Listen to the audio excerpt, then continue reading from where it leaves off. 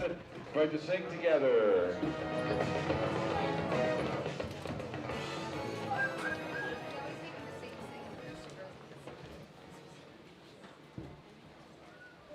Oh, say, can you see by the dawn's early light what so proudly we hailed at the twilight's last gleaming, whose broad stripes and bright stars through the perilous fight o'er the ramparts we watched were so gallantly streaming, and the rocket's red glare, the bombs bursting in air, gave proof through the night that our flag was still there. Oh, say does that star-spangled banner yet wave o'er the land of the free and the home of the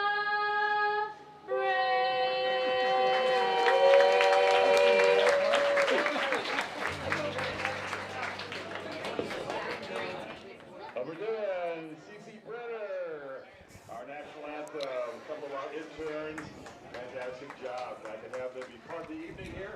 Tonight's medical care is provided by Sonoma Sports Medicine, certified medical trainers who have served Sonoma County athletes. We are at the dusk of the regular season, and the Clay City Potters roll in here strong. 8 in a row for Lincoln as they come into Healdsburg looking to stun the Packers here at Recreation Park. Good evening, everyone. I'm Hugo Traverso, joined alongside by Easton Stockford. Had a little bit of an early start to our pregame proceedings, so we'll jump in to the lineup here first for the visiting Potters. Jordy Lopez leads off in right field. Ian Guanson at batting second at third. Ty McGraw at first batting third. Shane Miller at short batting cleanup. Jackson Norton in left field batting fifth. Cooper Smith, the catcher, batting sixth. Perrin Bland bats seventh, the designated hitter. Mays Madsen, center fielder, batting eighth, and Ethan Groves batting ninth, the second baseman. The man on the mound for the Pack is Caden Castles out of the University of California, Irvine. The defense goes as such. Castles and Trey Martinez are the battery mate. J.C. Osario Guard at first. Cade Campbell at second. Cameron Sos at third. Mansberry at short. A left-right in the outfield, Cannon Golden, Rex Watson, and Dane Morrow. Easton, what do you think is going to be the big part of this game? What's the emphasis for both teams? Well, Hugo, it's a beautiful day for baseball, but it's getting down to the nitty-gritty this season. It's coming down to it. One, as we have talked about, is the magic number. One win tonight is all the Packers need to clinch their spot for the number one seed in the championship series. And Lincoln's hot on their tails in second. 3.5 games back. It's going to come down to who wants it more. Yes, indeed. Caden Castles will set up here. He'll face Jordy Lopez, who's been one of the best players in the PEL this year. First offering on the way from Castles. This one is swung on and hit well down the left field line. Over on it is Golden by the foul line into foul territory, and he makes the catch. First pitch at 5:59.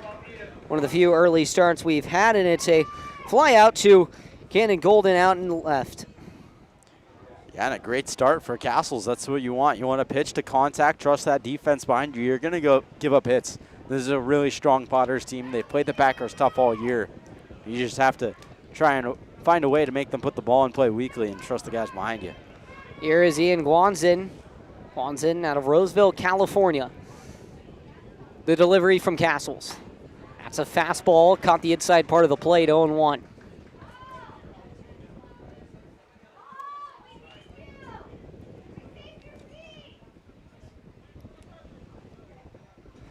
0-1 now to Guanson. Castles sets the delivery. Another fastball. That one inside, and it got him. It nicked him right on the elbow, and Guanson will take first. A one-out base runner here for the Lincoln Potters.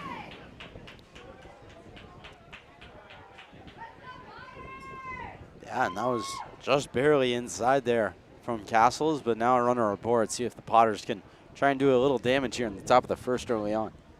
Well, here comes Ty McGraw, one of the best power hitters in the PEL. Potter's very excited about the Troy player. Here's the pitch. This one's lined deep center field. Back on it is Watson. He will watch it go. Ty McGraw leads the yard. And what a start for the Lincoln Potters. They silenced the home crowd, and Ty McGraw, 2-run bomb, 2-0 Lincoln.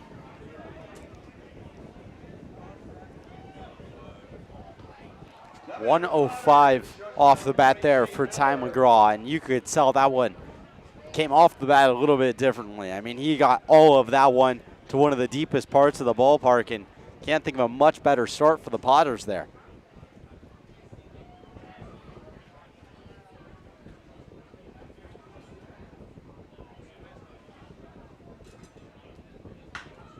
Pitch, and this one is skied into center field.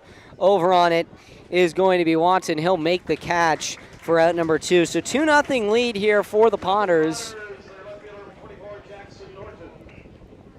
As Jackson Norton will come in, the left fielder.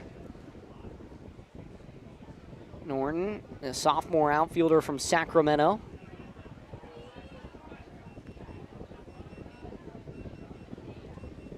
First pitch on the way from Castles. It's a fastball at the knees, 0-1. Norton, so far this year, 25 games, a .281 batting average. The 0-1 on the way from Castles. That one skips in the dirt, 1-1.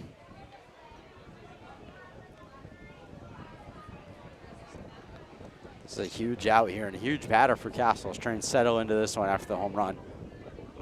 Pitch, and that one is just inside, 2-1.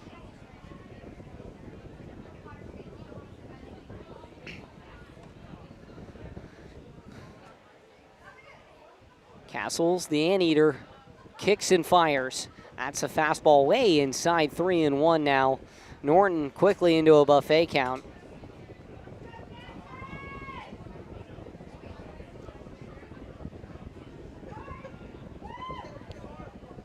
The 3-1 is at the knees, called strike 2. It's a good spot there from Castles in the 3-1 count. Middle of the plate, but down at the knee is tough pitch to hit on the fastball. Norton out of Sacramento City College. The pitch, and that one's in the dirt, and he'll walk. So, and not ideal start here for Caden Castles, who has been locked down so far this year with the Packers, just kind of seeing a tough start right here. An ideal start for the Potters. I mean, this is a big game for them. Get within 2.5 games going into this final stretch of the season.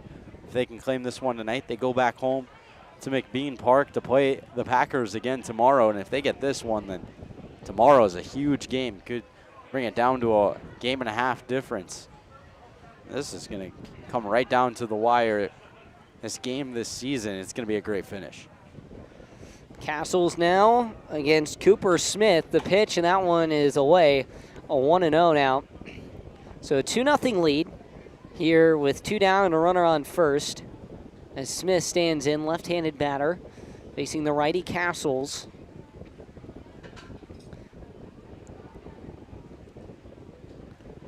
A 1-0. That one's way outside. 2-0. Smith this year, 3-11 in 20 games. He's had 45 at-bats.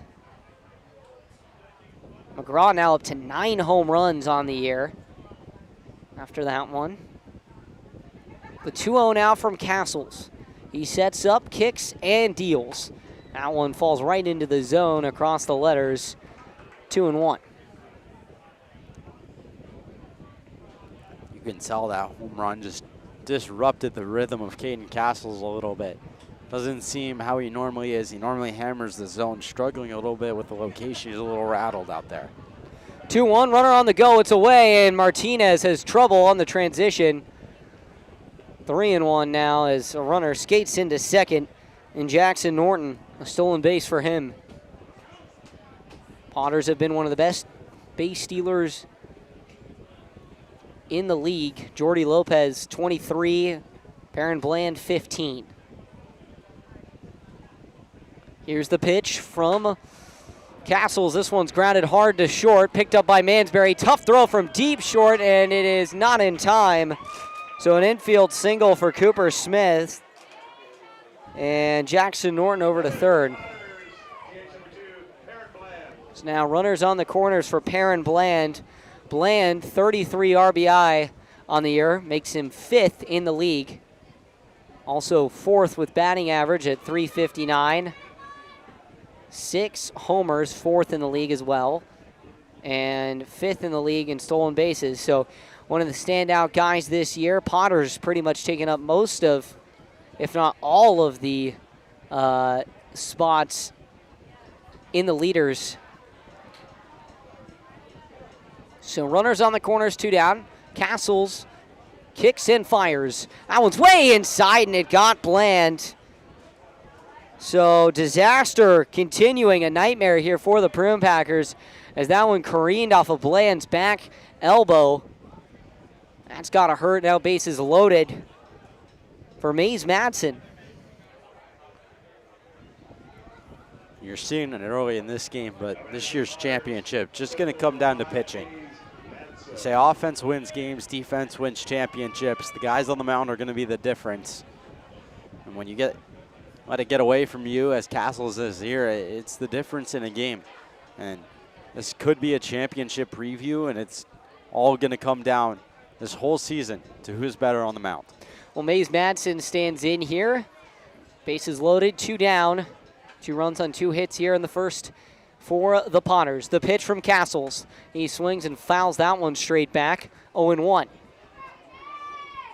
Well, the Packers, they're going to have some offensive work to do, and it's going to be all on the shoulders of Justin Santiago, the starter for the Potters today. He started once before against the Packers and was able to hold them to low numbers. Let's see what he can do tonight.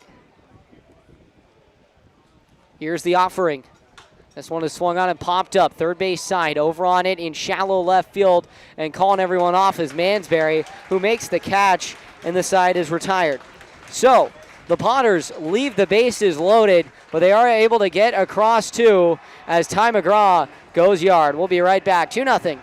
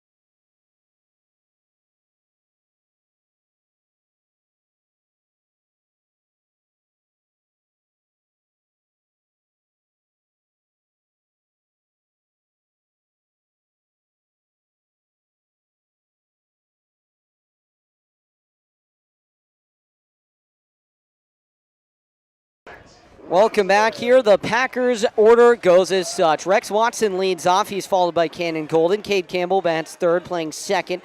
The cleanup man is the biggest power bat in the league in J.C. Osario, a guard. He bats cleanup.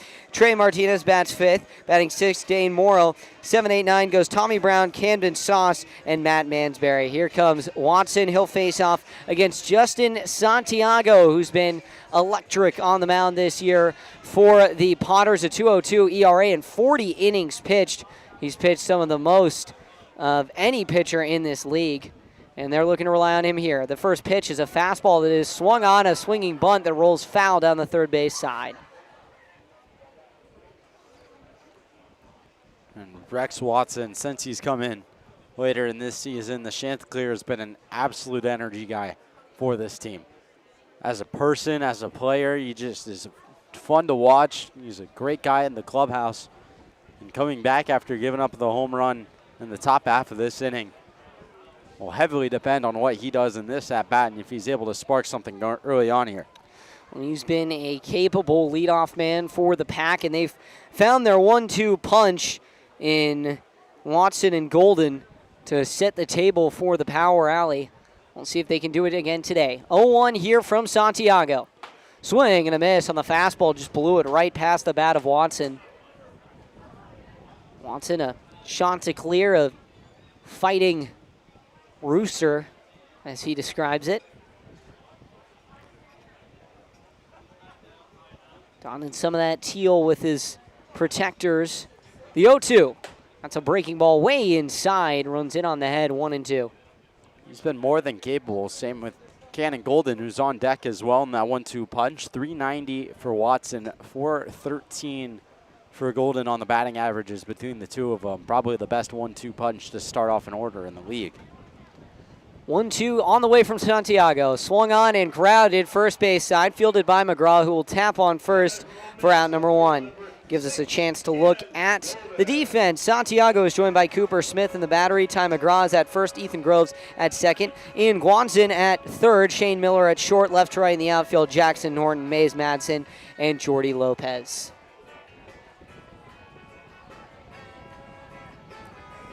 So now it'll be up to Cannon Golden for the Pack out of Ole Miss.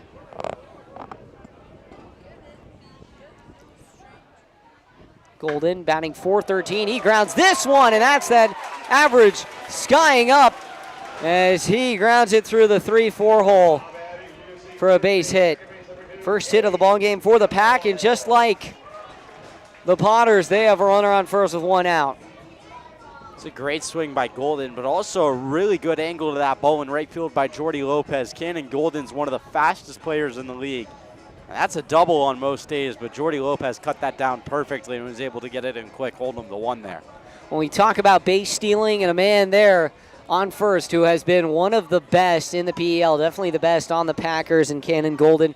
He's got the sweet feet over on first, and we'll see if he puts them into action as he creeps away from the back. Santiago comes set against Cade Campbell. The pitch, and that one's way inside, 1-0. The top 3 on the team, or the top 3 in the lineup for batting average for the Packers. Cade Campbell, 109 plate appearances. He's batting .350 this year. Has power too, 6 home runs, including 1 last time here at Rec Park against the Giants. The 1-0 on the way is a breaking ball that falls beautifully into the zone, 1-1.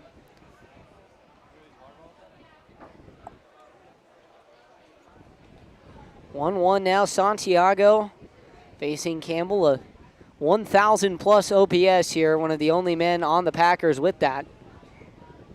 1-1 on the way. Swung on and popped up. Dead center field coming in on it is Madsen. He will get there and make the catch. 2 down. And it'll bring up JC Asario Agard. Asario Agard, as I mentioned, he has the home run lead, but for how long? That's the question. 10 bombs this year, but Ty McGraw just hit number 9, so we'll see. These two first basemen are going to be battling it out for the rest of this year as JC will step in here. Santiago looking to wrap up a clean first inning and get the Potters bats back up to start the second. Santiago kicks and delivers. Breaking ball that's just outside as Asario Agard lays off of that one, 1-0. 1-0 count, 2 down, runner on first, 2-0 lead here in the bottom of the first for the Potters. 1-0 on the way. Fastball, big swing and a miss. Asario Agard couldn't catch up to that one, 1-1. JC, he does have a bit of a strikeout problem. 23 strikeouts, second most on the team this year. Rather, third most. The 1-1 way upstairs. Only 2 Packers ahead of him are Zane Kelly with 31, and his season is done. And Dane Morrow, who's got 24. So with a strikeout here, he would tie Morrow for first on the active roster. 2-1, 2 down. The pitch on the way. Fastball is swung on and lined into left field. In on it is Bland, but he'll let it check up. And now runners on first and second there for the Packers.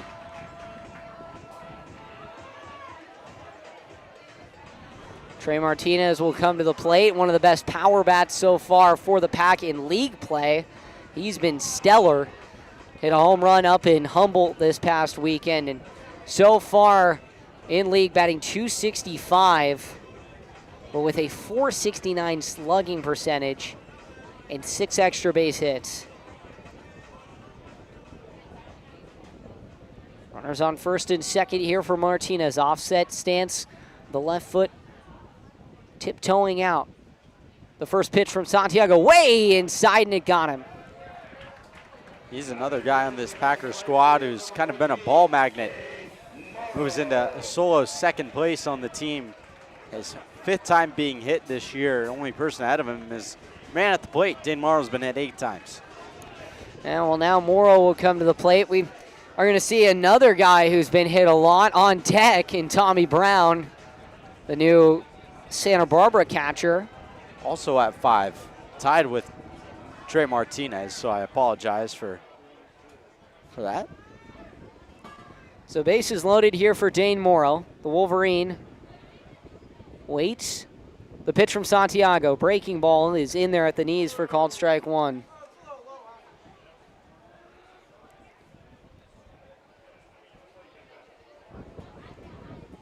It's a guy who could change the complexion of this game with one swing of his stick.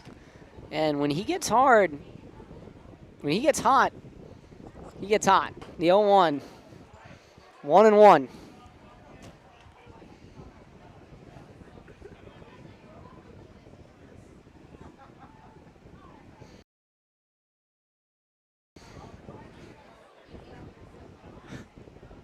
One and one. The pitch. Swing, and this one's hit into right field. Base hit, 1 run scores. Coming around the bend is Osorio guard. The throw in is offline. Tie ball game, 2-2. Dane Morrow, the Wolverine, delivers. And the Packers are right back in it. 2 RBI single, and the Packers are rolling. They've been rich this year on the defensive side, now trying to get rich on the offensive side as Tommy Brown will step up. If you guys weren't convinced yet, this is going to be an incredible ball game, start to finish. When the moments are hard, when it is tough to show up, Dane Morrow delivers.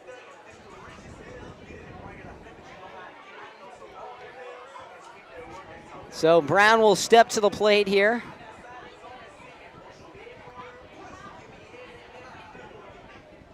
If the Packers have been good at anything this year, it's been good. They've been good at beating aces, and Santiago, he is an ace. See if they can lather it on here. Here's the first pitch to Brown. Slider catches the outside part of the plate, 0-1. They've also been good at picking each other up. You see Castles give up that 2-run homer, and the offense has his back, and it's vice versa when the offense is struggling and the pitching is going. Brown batting .302 here. The 0-1 with 2 down, runners on first and second. Slider again, that one's in the dirt. Brown almost offered at it, 1-1.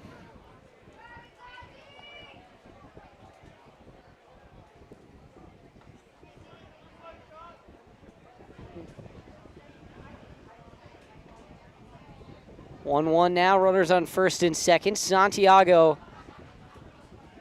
deep breath, and he delivers. Swing and a miss, high fastball. Blows it right past Brown's bat. Brown swinging the bat of former ASU teammate and Golden Spikes finalist Landon Hairston.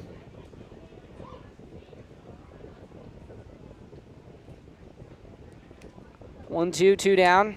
Martinez creeps away at second. The pitch. Breaking ball is swung on and clobbered. Deep center field. Back on it is Madsen. Still going, and he'll make the catch to retire the side. So the Packers are able to even it up. We head to the second, tied at 2.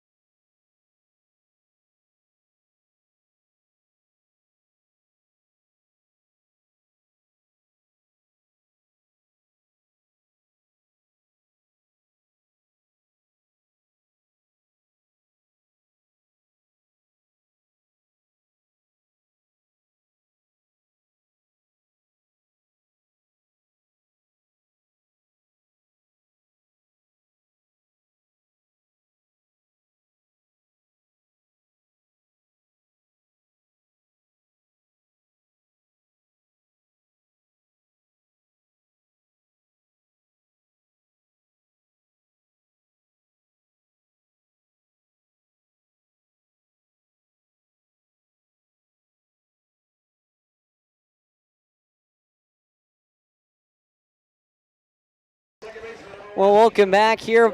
Top of the second inning, and oh my goodness, just a back and forth offensive match so far. 2-2 as we get started here. It'll be the 9, the 1, and the 2 for the Lincoln Potters as Ethan Groves will come to the plate. Second baseman today.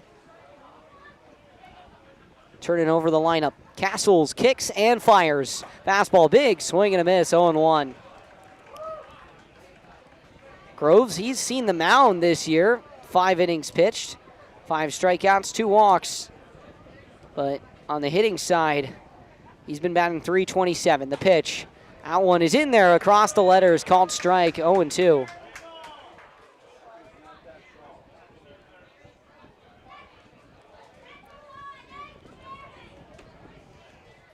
Groves waits here. Castle's trying to bounce back. The 0-2 on the way. Fastball is just off the outside part of the plate, 1-2. Castle's getting ahead, and the first count he's in this inning is a good sign. Need him to bounce back after giving up that home run. The 1-2, way upstairs, 2-2.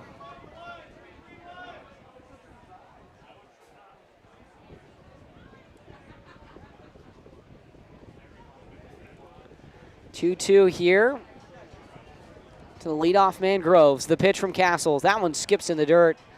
3-2 now. At 0-2, can't give this guy away. Have to try and get an out of this in the full count now. And you cannot let another base runner here for the Potters and keep them hot. The full count payoff pitch on the way. Just a bit inside. It looked like it was right down Main Street. But Groves will walk to lead off the inning. Yeah, that one was there on the track man, just on that inside corner. It looked like Groves kind of jackknifed out of the way. He might have sold a call that was right on the line there.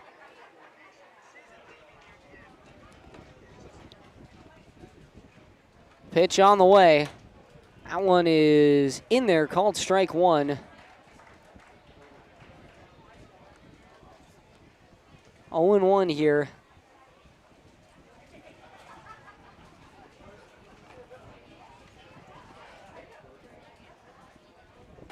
Pitch, and that one's in there on the outside part of the plate. 0-2 now to Jordy Lopez.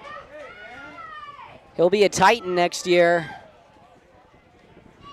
0-2 now. Going to Fullerton. 0-2, nobody out. The pitch to Lopez. Just high, runner on the go, throw down to second. He's there! Good night, Ethan Groves. He is thrown out, hosed by Trey Martinez. The golden arm behind the plate from UCSD has just been able to snipe base runner after base runner. Another one for him as Groves is caught stealing. Low, 1-0.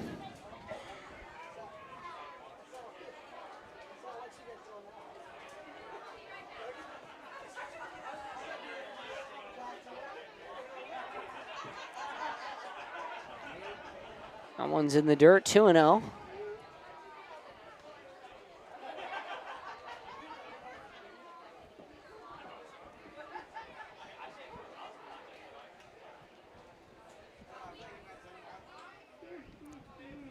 Now for Castles to Guanzin. He was hit in the first. The pitch, that one is in there, right on the outside black, paints it 2-1.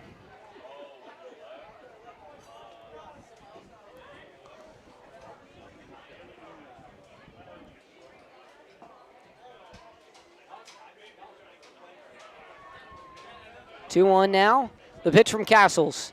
That one is in there, paints the inside now, 2-2.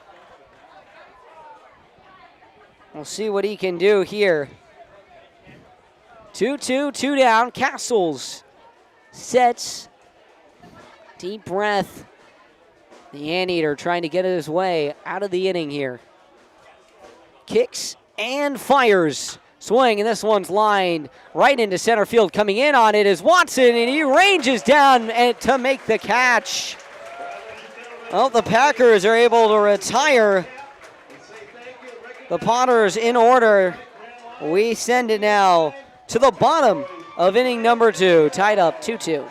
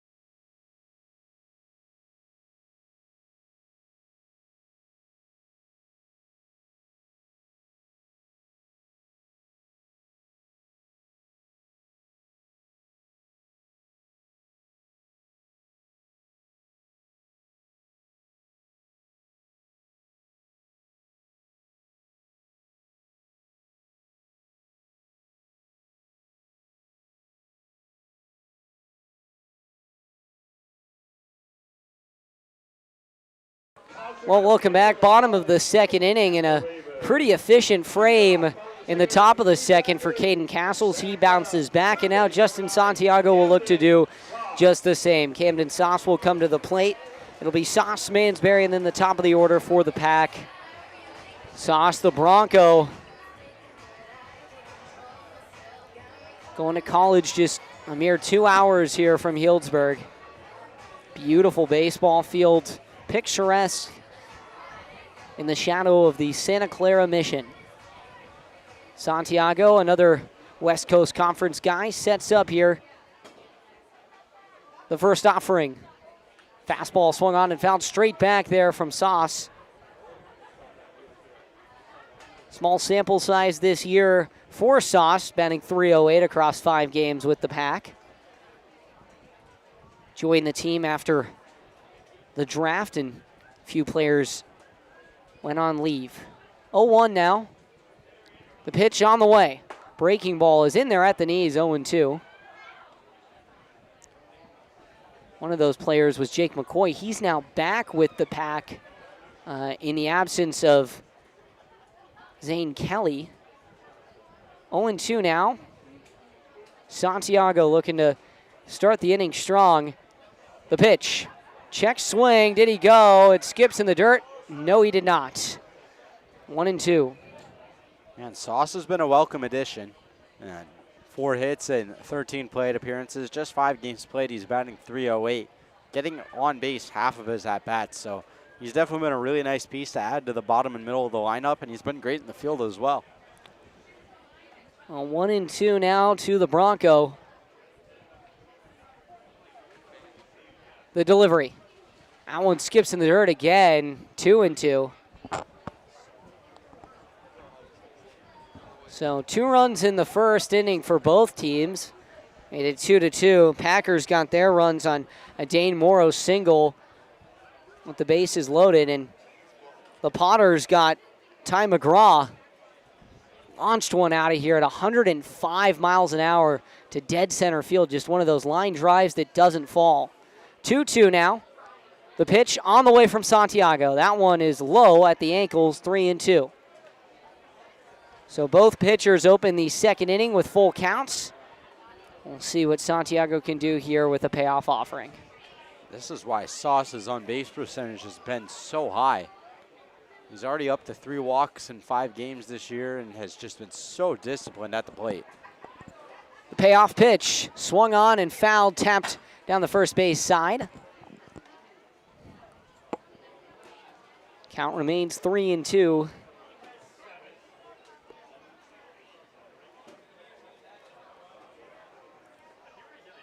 Packers looking to get into Santiago's pitching count here. So far, 20 for the right-hander. 3-2 on the way. Deep breath, the payoff. Swung on and popped up into shallow left field. Back on it is Miller. Breaking ball is swung on and line down the right field line. It'll fall in. Mansberry rounds first. It'll fall in. Mansberry rounds first. He thought about second, but about halfway through comes back as Lopez fires in a rocket to second. So a single with 1 down, and the Packers are back in business. Good job by Mansberry there, and that's why he's in the 9th spot. Kind of serves as a double leadoff, and now you have 3 guys who can all get on base with speed. 2 of them due up, 1 of them standing on first. Yeah, Rex Watson at the plate now. Grounded out to first in the first. And then Cannon Golden, he lined a base hit in the right field to put the Packers in business. So we'll see what they can do here as the table setters come to the plate. Runner on first is Mansberry. He creeps away. Another great elusive base stealer. The pitch swung on and popped up. Deep left field, back on it. Ranging back, still going is Norton. He lost it. It drops in front of him, kicks up against the wall. Mansberry rounding third. He's coming home. The throw to the plate is not in time. And the Pack take the lead. Mansberry, 3-2. 270 feet in a matter of seconds. Oh my goodness. That's a ball that just got way up in the air there and caught up in that wind that's blowing dead out to left field today, and it just kept flying. Rex Watson has some pop, but the wind certainly helped that one. Tough play for Norton there. How about the speed from Mansberry blazing around those paths there? Almost took out the home plate umpire, but certainly kicked up some dust at home plate. Great job by him to make a read on that ball and score from first. Well, an RBI there for the Chanticleer, as now Cannon Golden will come to the plate. Runner on second with 1 down here. Packers lead it 3-2. Santiago checks on the runner, kicks and delivers. Fastball, big swing and a miss. Golden chased after that one. 0-1. Santiago's ability to mix his fastball and his changeup are so elusive. The changeup just falls completely off the plate. 0-1 now to the Rebel. The pitch on the way. Fastball tails away, he swings on it and fouls it off down the left field line. 0-2. Santiago looking to bounce back. He did after Morrow sent that single. and brought home the game-tying run. He was able to get Tommy Brown to fly out. We'll see what he can do here. No chance at a double play, but a strikeout would work just as well. 0-2 now to Golden. Watson, big lead over at second. The pitch swung on and popped up into left field. Over on it is Norton, and he'll make the catch. So 2 down here as Cade Campbell will come to the plate. Cade Campbell's just been such a good situational guy this year. There's 109 at-bats. He's driven them 25 runs. It's just kind of come through in huge spots. He's a walk-off this year, 1 of 2 for the Packers. Just seems to be a guy who strives with runners in scoring position. Campbell, who is a leader for Cal this year, Stockton kid, Tokay High School. Runner on second here with 2 down for Campbell. Santiago sets up and delivers, and that one skips in the dirt. Watson took a big jump over at second, but scurried his way back to the bag, 1-0. It's a good stop behind the plate there by Cooper Smith to keep that one close. Watson has some speed. Almost looked like he could have got him if he had thrown back to second. 1-0 here, 2 down, and a 3-2 lead for the Pack. Santiago, deep breath, kicks in, delivers. Swing and a miss. Blows it right past the bat of Campbell.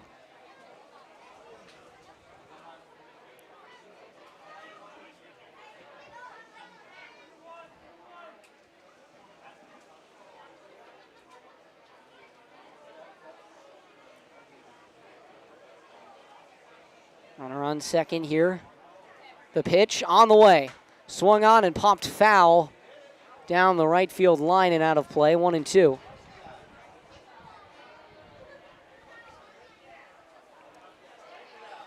Watson, he's speedy over at second, so a base hit into the shallow outfield could bring home a run here. 1-2 now to the Golden Bear at the plate. Heading back there for his graduate season. Santiago gets his sign, now comes set. Teal glove at the belt. The pitch on the way. Swing and a miss. The slider dips and dives and dodges out of the zone. Campbell offers and can't make any contact. 3-2 when we return. Packers are able to tag one on.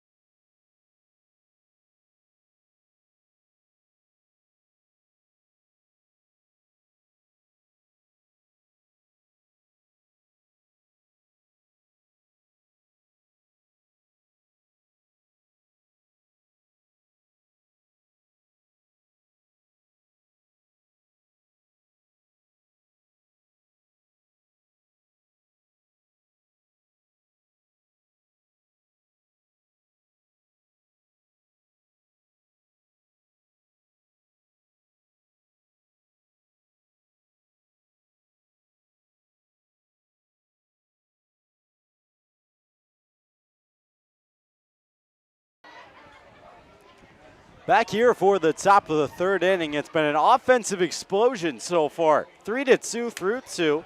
As Ty McGraw will step in to face Caden Castles. Castles into his third inning of work. Went 3 up, 3 down the unconventional way. Guy caught stealing. After a leadoff walk, that one fouled away by McGraw, 0-1.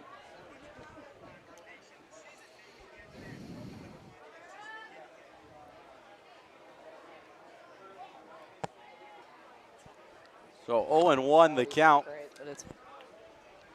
McGraw homered back in the first. The 2 runs the Potters have. That one inside corner called strike, 0-2. So no balls, 2 strikes. Righty-lefty matchup. Lefty bat on McGraw, righty arm of Caden Castles.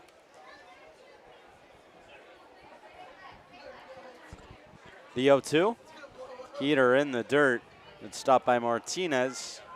Ball and 2 strikes now to McGraw. And we're seeing just classic chase pitches here for Caden Castles. Is a guy like McGraw, you know, he's got a load of power, but right now he's using it against himself. 1-2. Castles rocks and fires. That one chopped back up the middle. Tough play. It'll squeak through for a base hit. So leadoff single for McGraw. Shane Miller now will have a runner aboard here with nobody out.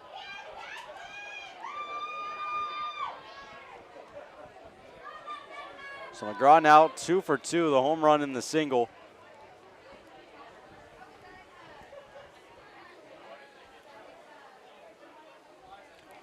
Miller 0 for 1, flew out to center. First pitch from Castles, swing and a miss on a pitch that almost came in and hit Miller. 0-1.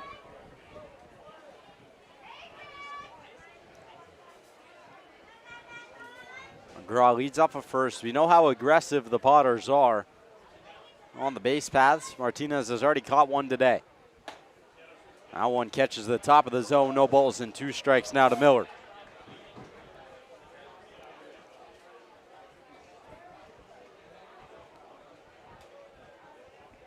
Still no one out here. Miller, the cleanup guy. Jackson Norton awaits on deck. The 0-2, Castles fires home, and that one hit well into right field. Back on it is Watson at the fence, jumping up, and he made the catch! Thrown back in, Rex Watson with a pulchritudinous play in center field. Put that on SportsCenter Top 10. Oh my goodness. What a catch by Rex Watson. To the same spot Shane Miller left the yard in, leaped up, might have saved 2 runs from coming across and robbed one there. One gone here in the top of the third.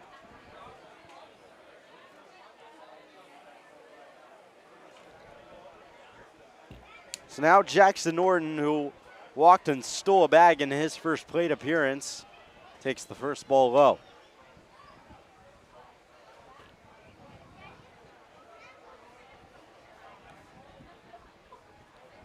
One 0 the count. Castles fires home. That one tap foul at the plate. Ball and a strike now.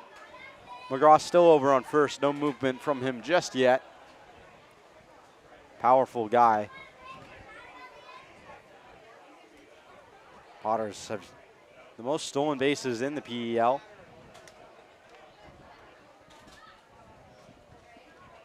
One, and that one hit well in the left center field. Over on it is Golden looking up. That one's against the wall.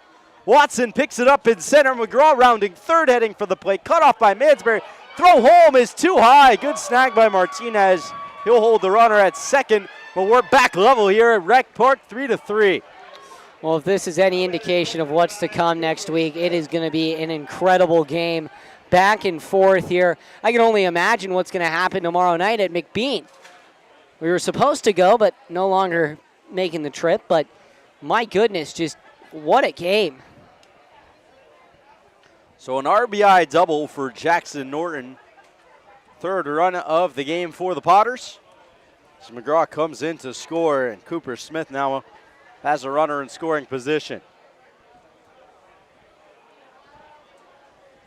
Just out of the reach of Golden there and Watson. That one into the deep left center gap. Ranges out about 420. Plenty of time for Norton to get to second. First pitch now to Cooper Smith is popped up into shallow center field. Long run for Watson. Mansberry's there, but Cade Campbell will call everyone off and make the catch.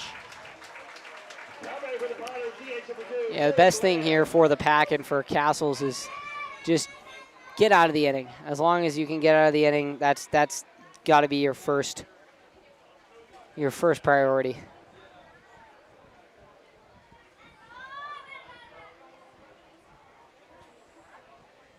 So now 2 away for Perrin Bland. Still has that runner over on second in the form of Jackson Norton. Castles fires home that one outside.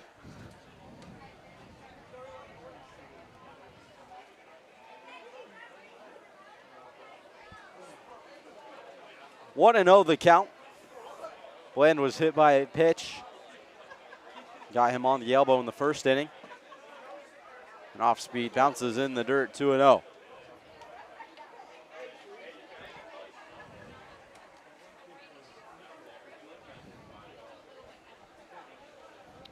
Two away for Castles. 5 hits for the Potters, or for the Packers, 4 for the Potters. That one fanned on, 2 and 1.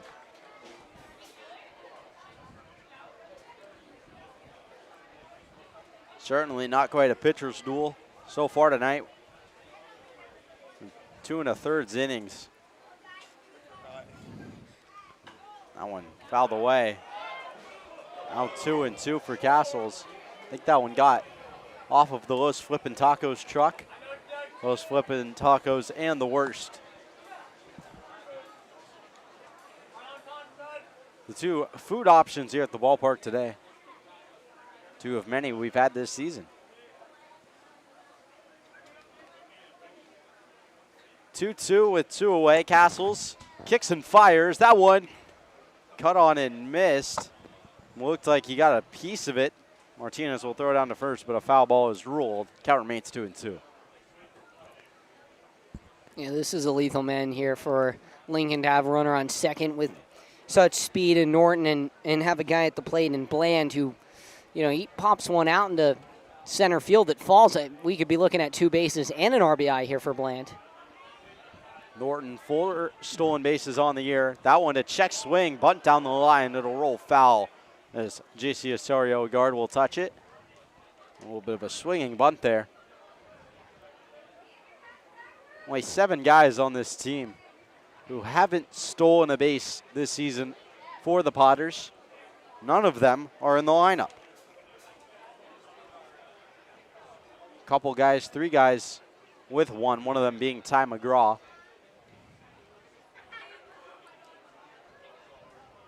2-2 count now to Bland. Castles deals home. That one cut on and missed for strike 3. Got him chasing above the zone, and Castles will get out of the jam, but the damage is done.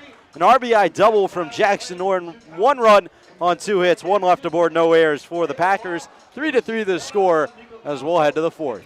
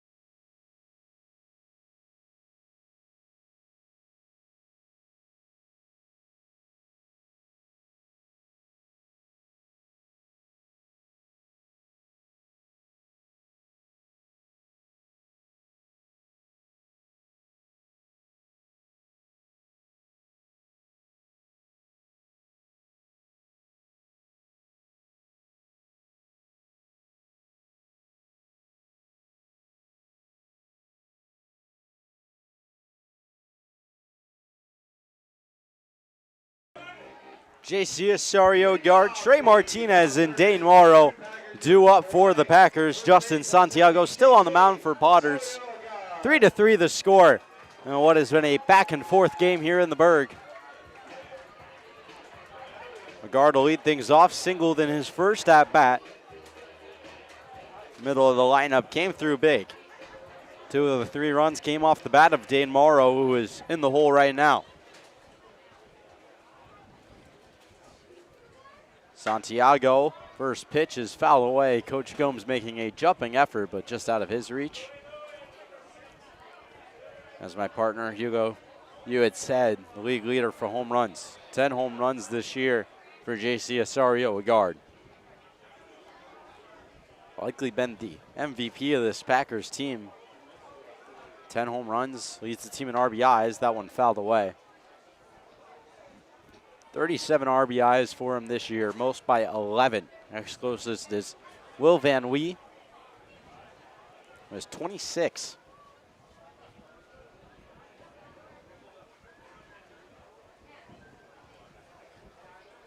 Ten of his 33 hits have been homers, so homering 1 out of every 3 hits. Feels like we might be due. The 0-2. That one cut on and missed. Heater above the zone, blown right past him, 1 away.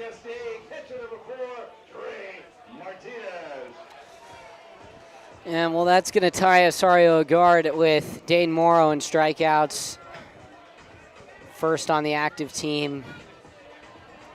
Tough one there, and you got to hope that Trey Martinez continues his Trey Martinez ways of showing up clutch in these types of games. He was clutch in the second, hosing a runner. We'll see what he can do here. Hit by a pitch. I got him on the hand. That one hit well to center field. Ranging back is Madsen to the track by the ivy, and he makes the catch. So Martinez just misses that one just like that. There's 2 gone in the bottom of the 3rd. Well, this is what Santiago needs. He needs a mellow inning. He needs an efficient inning. He needs something that's going to allow him to go deeper into this. You know the Potters, they're going to look for Santiago to go anywhere from 4 to 5, maybe even 6 innings. They want to get this win bad tonight because it pretty much, with this win, pretty much locks them up with the Packers as going to the championship. But they want even more. They want to sweep, and they want to play at McBean for the title game. First pitch to Dane Morrow is outside, 1-0. Morrow out of the University of Michigan. Also came through as Martinez has this year. 2 RBIs on a single to right field. 1-0 the count. Santiago deals home. That one roped into right field as well for a base hit. Some weird bounces as Jordy Lopez corrals it. Morrow will hold up at first, and a 2-out single keeps the inning going. Well, like I said, when Dane Morrow gets hot, he gets hot. And he's turning up right here. Tommy Brown, he's got some power. We'll see what he can do right here. Would be quite the breakout for the Sun Devil to go yard right here. Got a Sun Devil calling the game. You got a Sun Devil on the field taking pictures. And a former Sun Devil, now Gaucho, at the plate. First pitch to Brown, breaking ball downstairs, 1-0.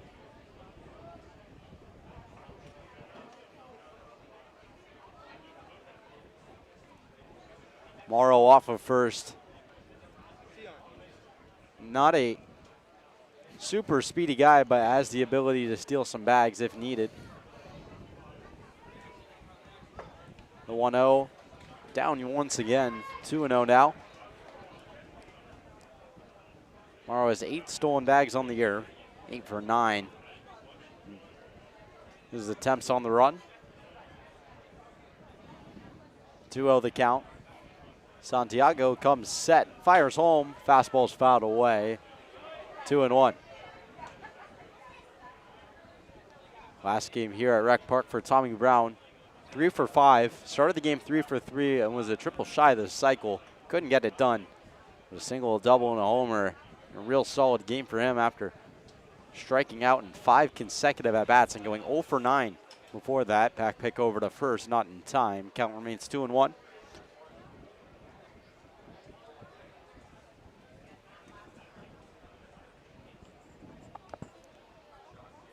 Santiago looks over to first. He'll come home. Morrow on the run. That one gets off the glove of Smith. Easy stolen bag for Morrow. He'll get halfway to third, but hold up, as that one went over by the dugout for the Packers. So a stolen bag for Morrow. He moves into scoring position. Count now 3-1 to Tommy Brown.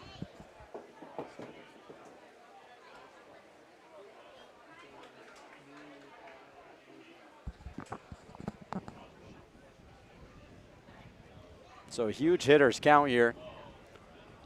3 balls, 1 strike. Morrow with his 9th stolen bag of the year on 10 attempts now. Santiago looks over at him, deals home, breaking balls in the dirt for ball 4. Back-to-back base runners reach, 2-out walk from Tommy Brown, 2 aboard for Camden Sauce. Yeah, and I mean, now with 2 runners on and 2 outs, the Packers have just been so good with 2 down. So we'll see what they can do right here. We're going to see a mound visit, but I think they're going to keep Santiago in the game. Likely going to try and settle him down here. Doesn't look like there's a whole lot of activity down in that Potters bullpen.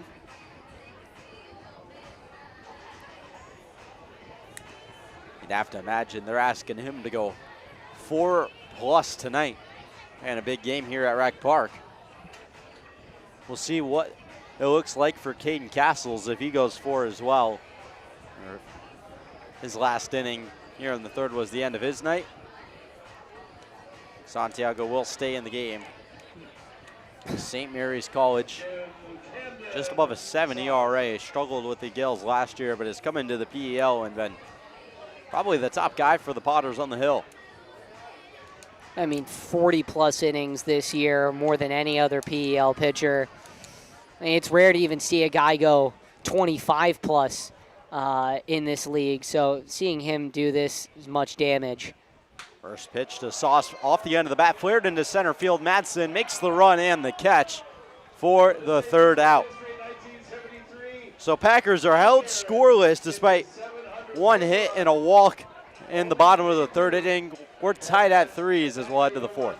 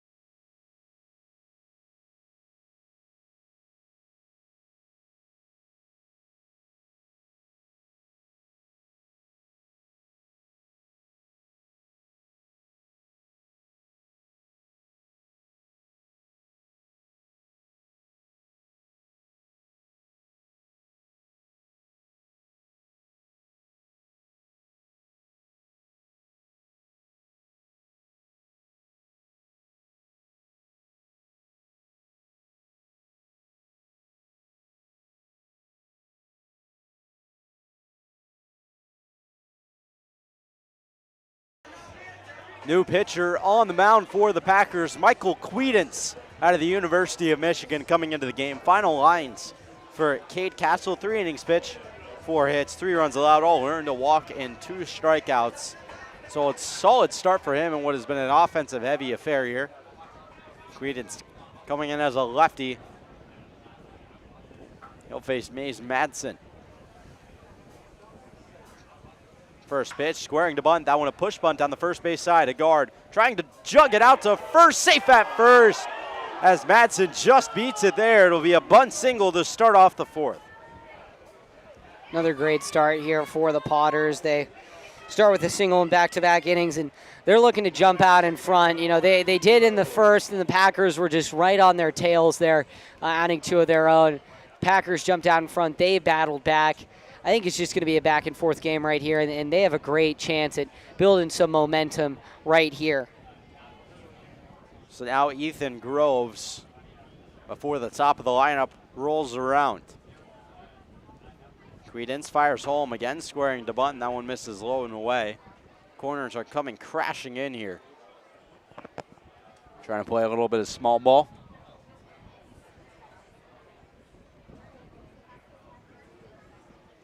1-0 the count. Quedens, lefty, fires. That one in there for a strike. Ball and a strike now to Groves.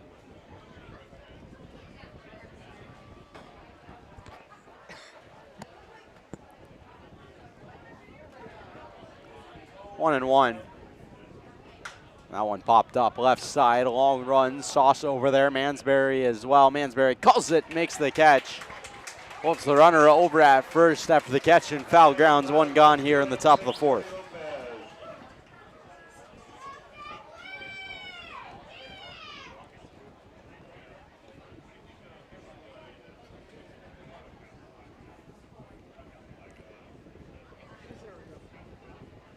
So with 1 away, Jordy Lopez will step in. Lopez has been ice cold here at Rec Park. Had a home run to force extra innings just about a month ago. 0 for 2 tonight. Has come through when it's mattered most. He takes a breaking ball in the outside corner for a strike. 0-1.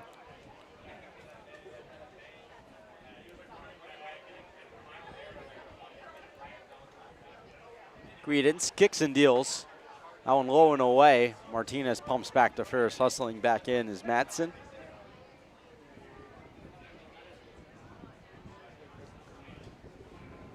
Dangerous part of the order now for the Potters. The leadoff man looking to keep things going here. Trying to take the lead back. Big breaking ball loops in there for a strike right at the top of the zone. Great pitch there from Quedens. Count now 1-2.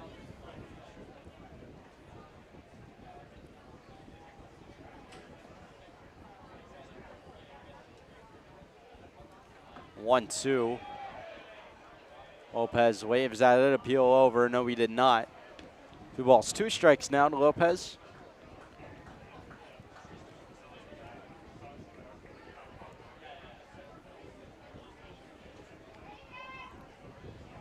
Madsen with an aggressive lead over there at first, but hasn't ran yet. 2-2. That one slashed once again into shallow left field. Long run for everyone. In on it. It'll drop in for a base hit.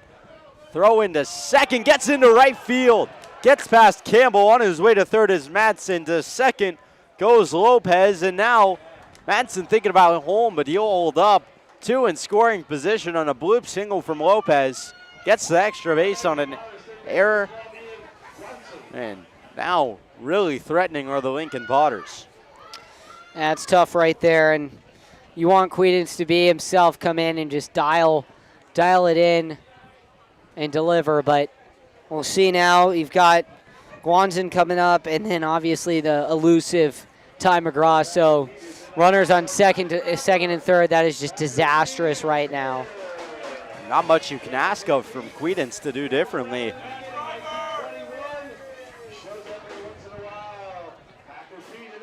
Bloop single, a bunt single, and a fly out. He's gotten weak contact, but in a tough spot regardless. He'll talk with Trey Martinez about it. Look to settle in here and put away Guanzon. Ian Guanzon, the third baseman, 0 for 1, was hit by a pitch and flew out in his 2 plate appearances.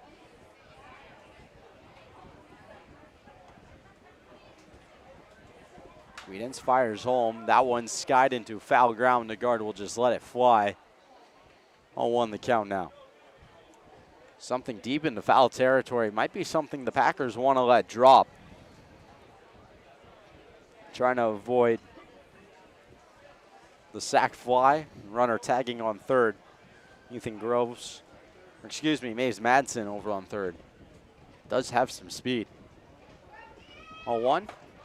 That one misses, or that one caught the top of the zone. 0-2. Bit of a delayed strike call there. Madsen, 11 stolen bases on the year. Tied for 4th on the Potters. So a fly ball to the outfield could score him. 0-2 the count though. Quedens deals in the dirt. Just misses. Good waste pitch there on the 0-2 count. Ball and 2 strikes now.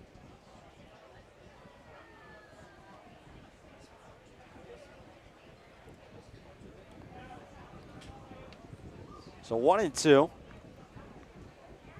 Quedens comes set, trying to retire Guanzon. On his way, that one hit into shallow right field. Campbell over on it. He will make the catch. Charging for the plate momentarily there is Madsen, but he'll hold up. 2 away now and a big out for Michael Quedens.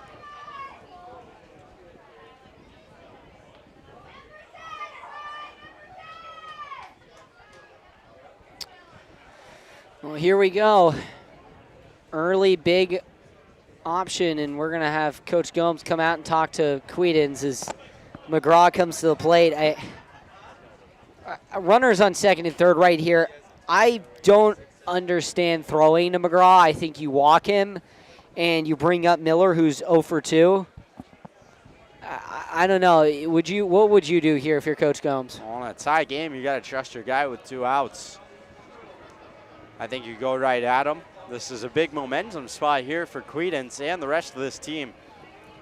And I think you let him go at him. You got the lefty-lefty matchup, which is favorable. You don't want to load the bases and put that extra run out there in a tie ball game.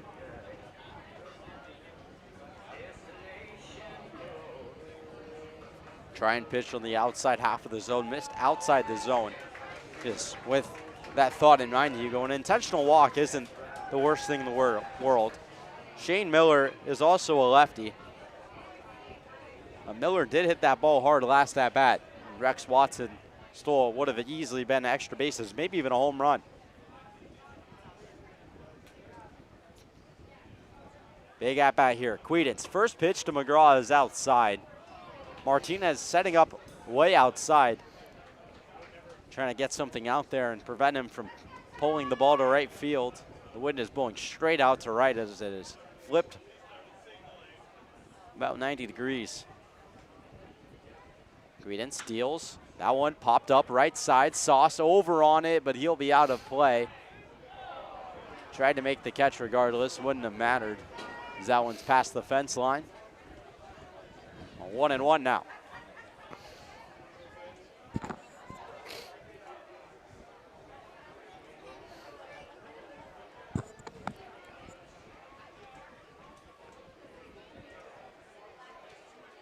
So ball and a strike to Ty McGraw. 2 for 2. Single and the homer. And a huge RBI spot here in a tie game. Quedens, the 1-1. That one just outside. 2 balls and a strike now. Full house here at Rec Park tonight. Crowd is certainly buzzing as well. 2 balls and a strike. McGraw waggles, trying to do damage. Quedens, that one hit well in the left center field. Long run for Golden. He won't get there. That one's to the fence. 1 run in. Here comes a second. McGraw on his way to second. He'll hold up there. A huge 2 RBI double, and the Potters lead at 5-3. Well, McGraw's been everywhere, and he's now 3/4 of the way to the cycle, and it's only the 4th inning. That's going to happen there. You pitch to a guy who's red hot, one of the best late season hitters in the PEL. Honestly, one of the in this early history of this league, one of the best hitters ever in this league. And the Trojan, no Trojan horse to it, lines it into the gap. And, whereas in the Odyssey, the Trojans lose, the Trojans are clearly winning right here at Rec Park. So now it's Shane Miller. On second is McGraw in a 2-run ball game. It's been back and forth all night. Packers took the lead in the second after falling behind in the first half of the first inning.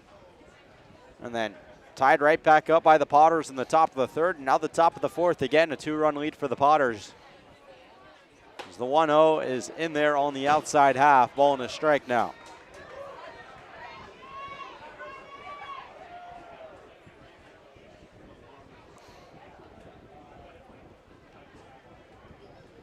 On 1. Guidance comes set, checks over to second. Comes home. Big breaking ball, drops in there for a strike. Nasty pitch there. Count 1-2.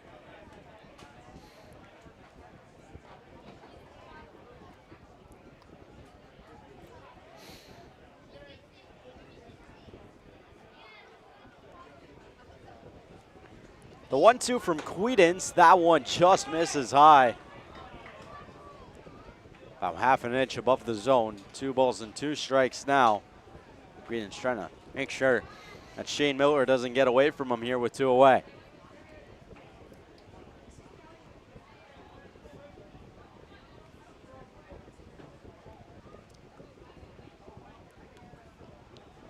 Quedens the 2-2. That one tapped over to a guard who will catch it in foul ground. Count remains level at 2s.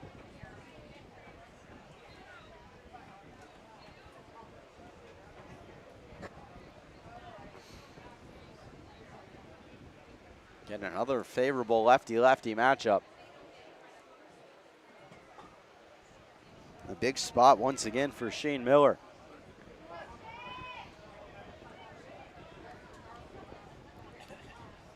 Flowing out to center twice now.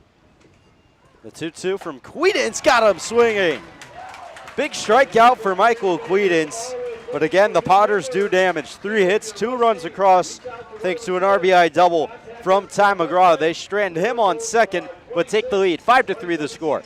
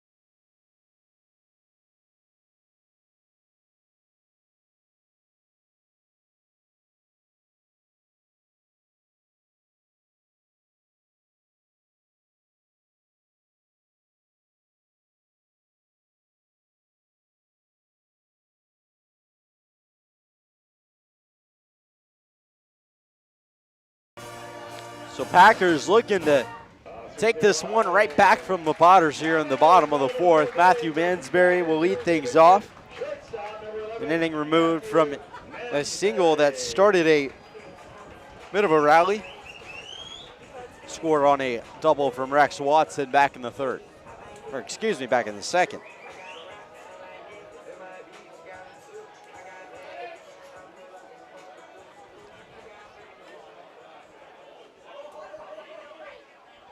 First pitch to Mansberry. That one's shot into right field for a base hit. First swing of the bat in the bottom of the 4th inning is a single, and Mansbury gets things going quickly. Rex Watson.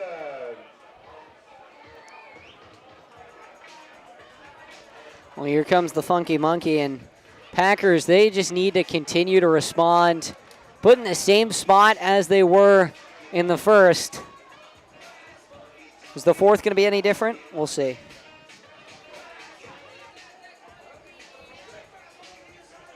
Watson 1 for 2 with a double that brought across the 3rd run for the Packers. Both teams have 7 hits, 5 runs for the Potters, 3 for the Pack.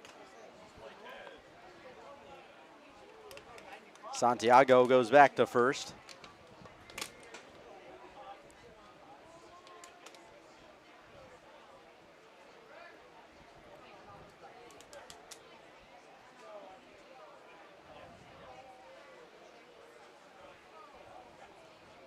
Santiago holding Mansbury closely over there. Goes back again. Mansbury once again in on the slide. Knows Mansbury has speed. Didn't attempt to steal back in the 2nd.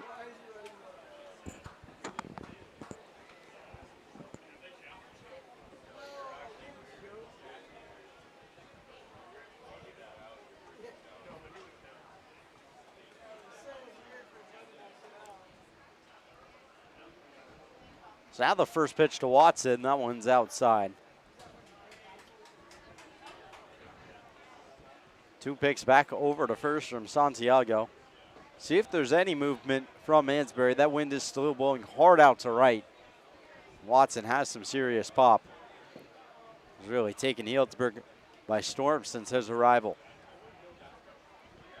1-0. Breaking ball misses up and away, 2-0.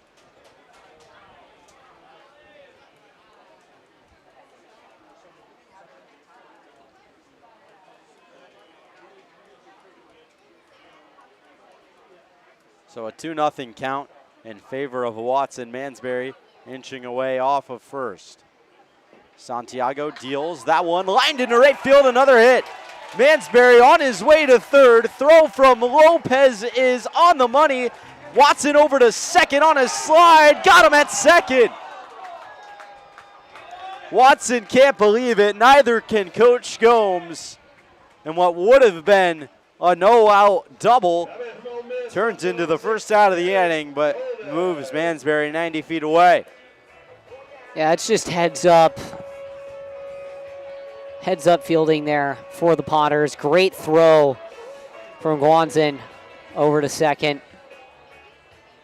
And I mean, that is a killer for the Packers. At least they're able to have the runner at 3rd.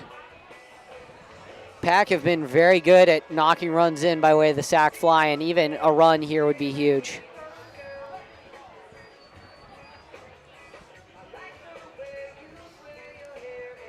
So Cannon Golden will look to be the man for the job. Mansbury does have speed. Infield playing at a standard depth for the Potters. With 1 out, no possibility of the ground ball double play. First pitch to Golden. He checks his swing. That one's outside, 1-0.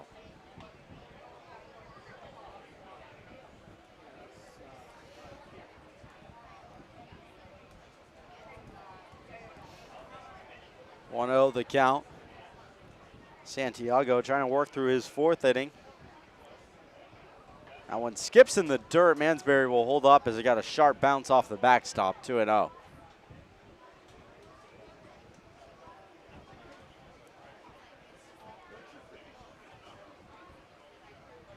The umpire will brush away the dirt from home plate.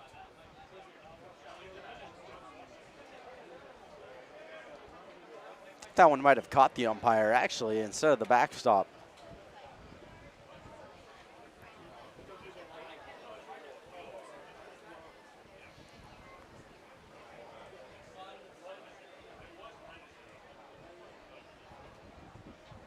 Oh, a 2-0 count.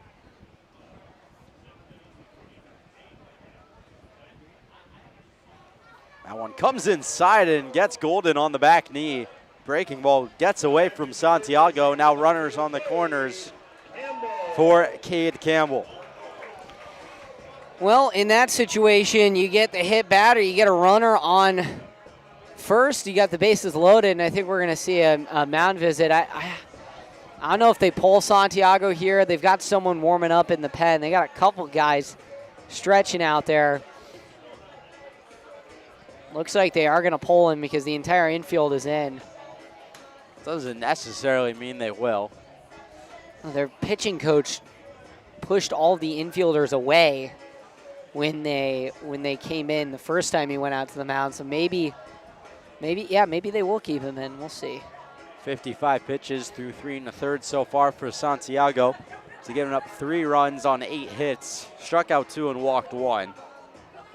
It's been just enough for the Potters to hold on to the lead. The bats have picked him up as well. They'll keep him out there.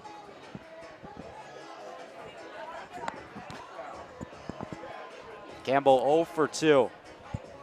Struck out and flew out in the first and second innings respectively. And a big spot for him here. Golden has speed. We'll see if there's some first and third trickery with speed on both corners. Mansberry occupies third, Golden over at first. I think they send Golden right here.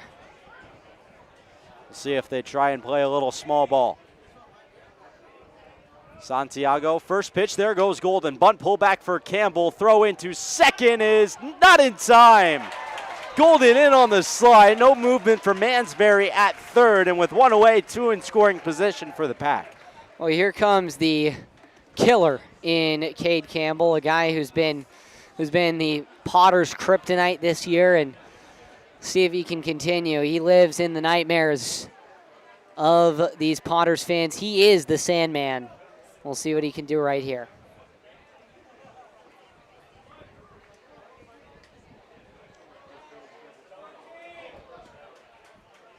He's been one of the clutchest Packers this year and his entire career here in Healdsburg. 1-0 the count. That one hit in the air to left field. Norton on the run. That one is caught. Mansberry will hold up at third. Not deep enough for the sac fly. And there's 2 gone in the bottom of the 4th.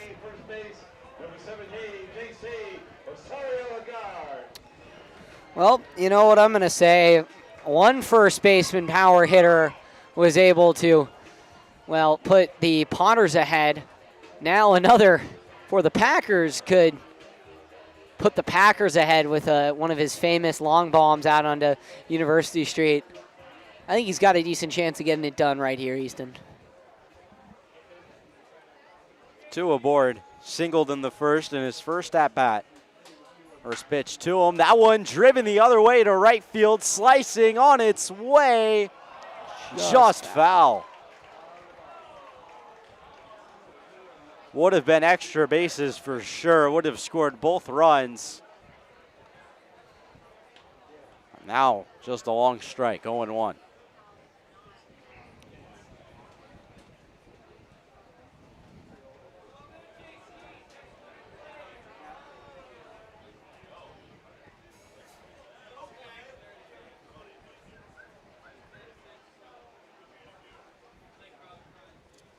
So 0-1 the count, 2 away to JC Osorio, a guard. Righty-righty matchup. Santiago trying to strand 2 here in a big spot. The 0-1. That one chopped foul again off the hands of Coach Gomes over in the third base coach's box there, and quickly 0-2 to a guard.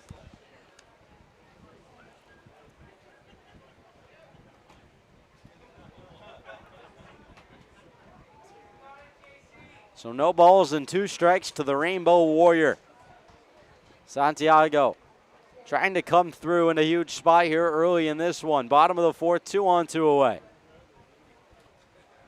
Santiago deals. That one flared into center field. Long run for Madsen. It'll drop in for a hit. On his way home is Golden. Mansberry's already there, and he'll await his left side of the field partner. 2 runs come across. We're all tied here in the bottom of the 4th, 5-5 in this seesaw battle.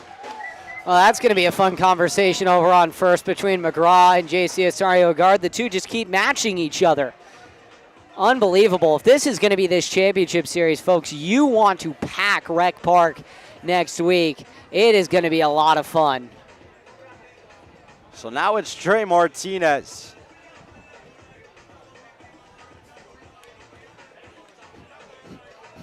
Fresh count for the catcher. Looking for his first hit of the ball game.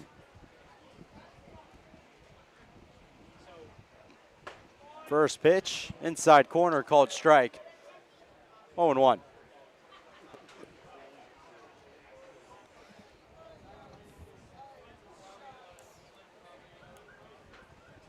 Dayton Morrow waits on deck, 2 for 2 with a pair of singles. The 0-1. Check swing, he went around on that one, 0-2. Martinez behind here early in this at-bat. Morrow wouldn't be the worst man to have lead off that 5th inning. He's been lethal, so we'll see what he can do.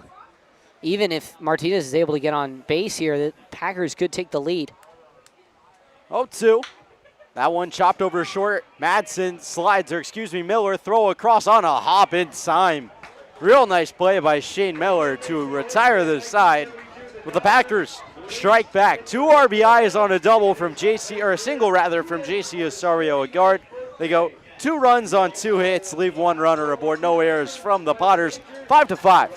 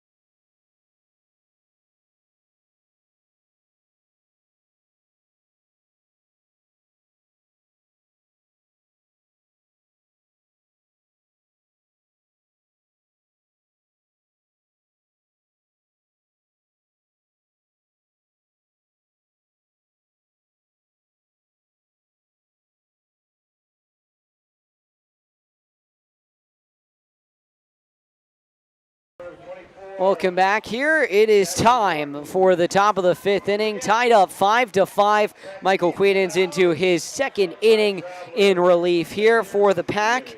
It'll be Jackson Norton, Cooper Smith, and Perrin Bland. Not a bad trio here for the Potters as they look to respond. Led the game for the first time since the 1st inning in that top of the 4th, and the Packers were able to fire back and tie it again. Here's the pitch from Quedens. Fastball tails away, ball 1. 1-0 now. Norton, he is 1 for 1, a walk, a stolen base, and a double that brought home a run back in the 3rd. The pitch from Quedens. Fastball check swing, fouled off to the right, nearly nicked Cooper Smith in the on-deck circle.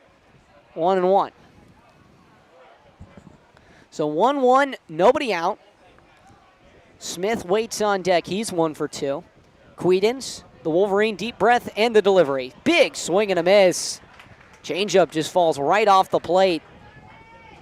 And Norton is left swinging. 1-2 now. Quedens sets up. Deep breath, kicks, and fires. That one's in the dirt. 2-2. Quedens looking to start the inning with a strikeout. The pitch, fastball, big swing and a miss. No, he fouled it off. Foul tip from Norton there. Tough one. 2-2 now. It remains. Nobody out. The pitch. Fastball upstairs. Tried to get him to go. 3-2 now. Quedens, a Lodi, California native. Went to St. Mary's of Stockton and then found his way out to Michigan. 3-2 on the way. Fastball is upstairs and a leadoff walk there for Jackson Norton. Norton has just put in such good at-bats in his first 3 plate appearances. To draw 2 walks and hits that double, but drew it into a hitter's count in order to hit that double as well. So he's been just unbelievable at the plate so far for the Potters. Well, now here comes Cooper Smith with the runner on first and nobody out in a tied ball game. The pitch, that one is right down Broadway, 0-1. So Smith singled back in the first, then popped out to second in the third. Quedens looking for the ladder of options here. The 0-1. That one is way inside, 1-1. That one hit the strike zone there. Yeah, there's been a bit of a trend of opposing teams crowding the plate here at Recreation Park, and they'll get hit on some pitches that were even in the zone. 1-1 now. Quedens fires. That one's way upstairs, 2-1.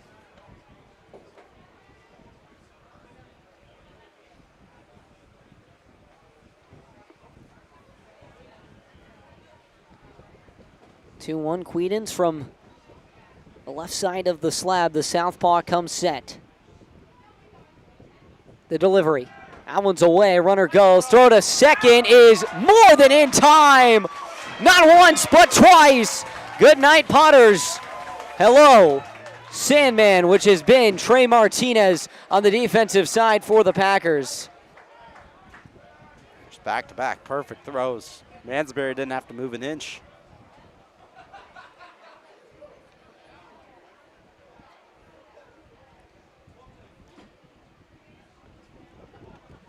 And now Smith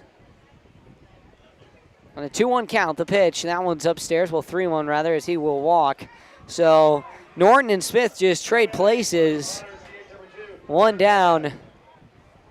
As now Perrin Bland will come to the plate. Bland has been stellar, but not having himself the greatest of nights. 0 for 1. Was hit by a pitch back in the first.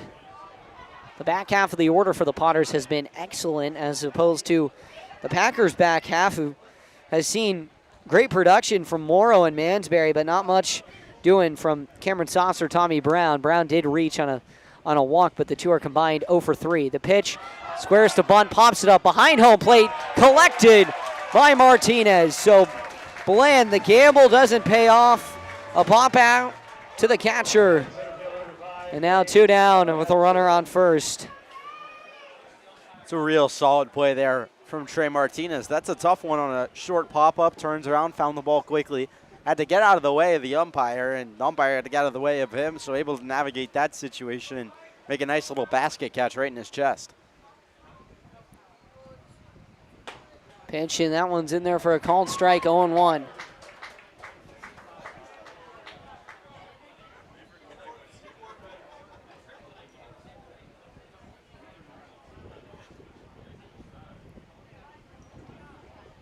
Now the pitch, breaking ball, beautiful there. Look at the spin, 0-2. So now 2 strikes for Quedens. The 0-2 swung on and crushed, deep center field. In on it is Watson. He'll make the catch. And so the Potters threaten but nothing doing as we head to the bottom of the 5th. 5-5 when we return.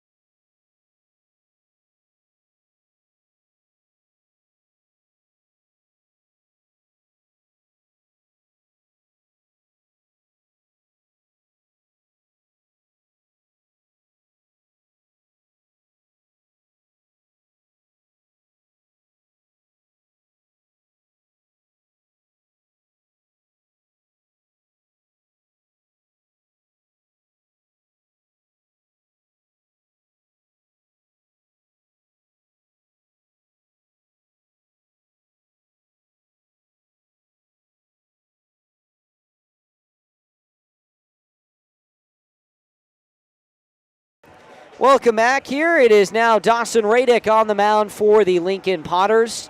5-5 game, and Dane Morrow trying to stay hot here and stay fly. 2 singles on the day, a stolen base and 2 RBI. He'll face Radick, who is quite the story, a submariner from Nebraska. The pitch, and that one is just outside 1-0. Made his way out to Lincoln last year, and from Gretna, Nebraska, transferred to Concordia University of Irvine after he went to Ventura College. 1-0 here from the Submariner. He kicks and fires. That one's upstairs and inside, 2-0.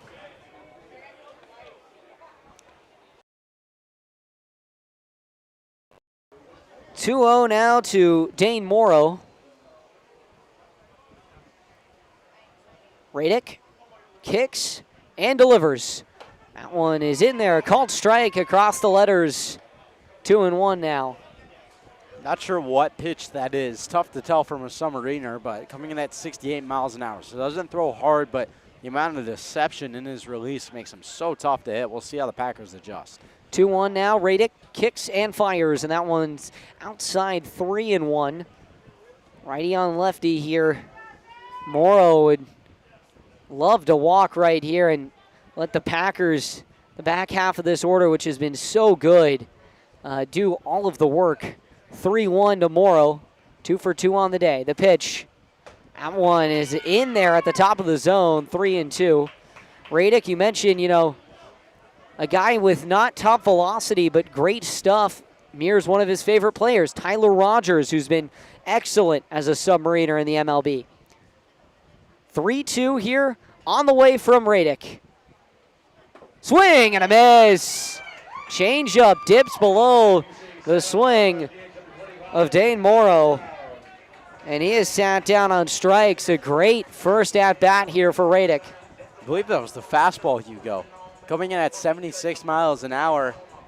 When back-to-back fastballs there, not super hard, but it has that little bit of dip because of the weird spin he gets. Almost comes off like a faster changeup. It's almost like he has 2 changeups when he does throw the off-speed. Well, here comes Tommy Brown. The first pitch to him is just outside, 1-0. He's a big fan of Surf's Up, How to Train Your Dragon, and everybody wants some. So big Surf's Up guy, I can commend him on that. Decides to go to school in Southern California. 1-0, the pitch, and that one's way upstairs and outside, 2-0. Growing up, favorite player was Albert Pujols, was a huge St. Louis Cardinals fan. Loves reading Harry Potter, and quite the mix of music artists. Big country guy in Clint Black and Waylon Jennings, but loves some Taylor Swift. That's country. Originally, the 2-0, and that one's way outside, 3-0. He's majoring in sports business.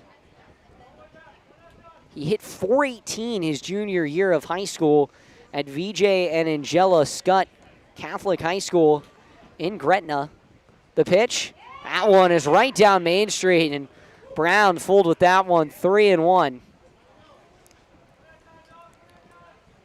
Four academic all-conference nods for him, and was the honor roll for 4 years up in Gretna. The 3-1. Swing and a miss. Blows it right past him there. 3-2 now. Seems like the Packers are struggling with their timing a little bit. A really good job here from Radick to slow it down and speed it up quite a bit. 3-2 now. Radick kicks and fires. Swing, and this one's fouled softly down the third base side. Still 3-2.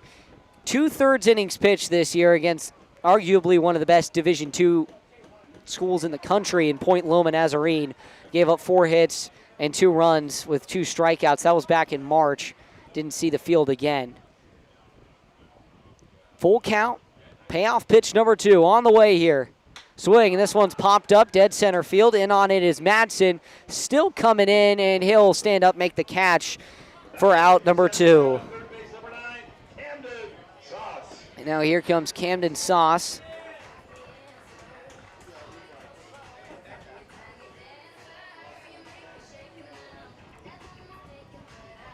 Sauce coming into this 0 for 2, popped down to short and flew out to center.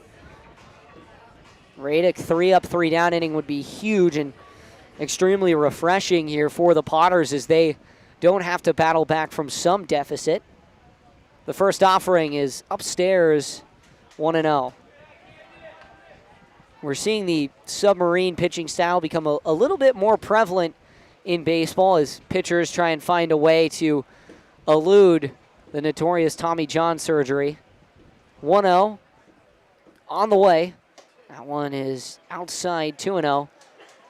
Watching a submariner throw, it looks like they're going to tear their shoulder or their elbow or even their wrist with their throwing motion, but actually a lot of studies have said that submarine throwing is easier on the arm than the typical 3/4 or over the top motion. 2-0 on the way. That one's inside, 3-0 now. So 3 straight 3-ball counts here for Radic as he starts his outing, but he's been great.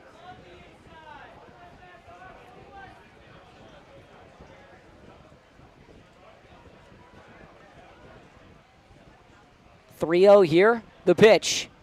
That one is again right across the belt, 3-1. It almost feels like he wants to get behind in counts, as he's just throwing these little seeds right down the middle and then speeds them up after going 68 twice to 76. And saw Tommy Brown struck out, or didn't strike out, but was way late on one of the fastballs. See what he can do.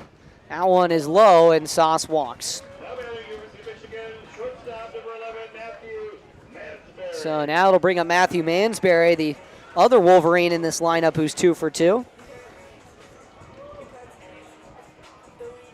So now an elusive runner at first, and, well, as you mentioned, kind of the leadoff of the leadoff. Batting ninth, and Mansberry, one of the best high school baseball players, played in the Jupiter Classic down in Florida. Was all tournament honors. The pitch, that one's fouled off down the right field line. Best contact a Packers player has made on this Radic fastball.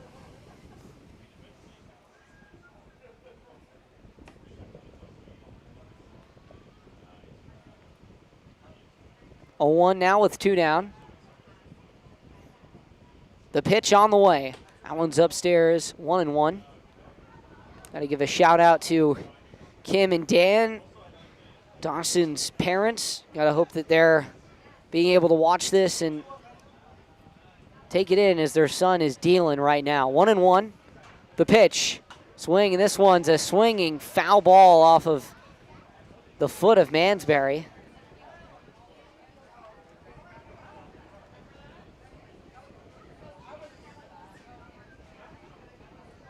Radic, he's pursuing his master's right now.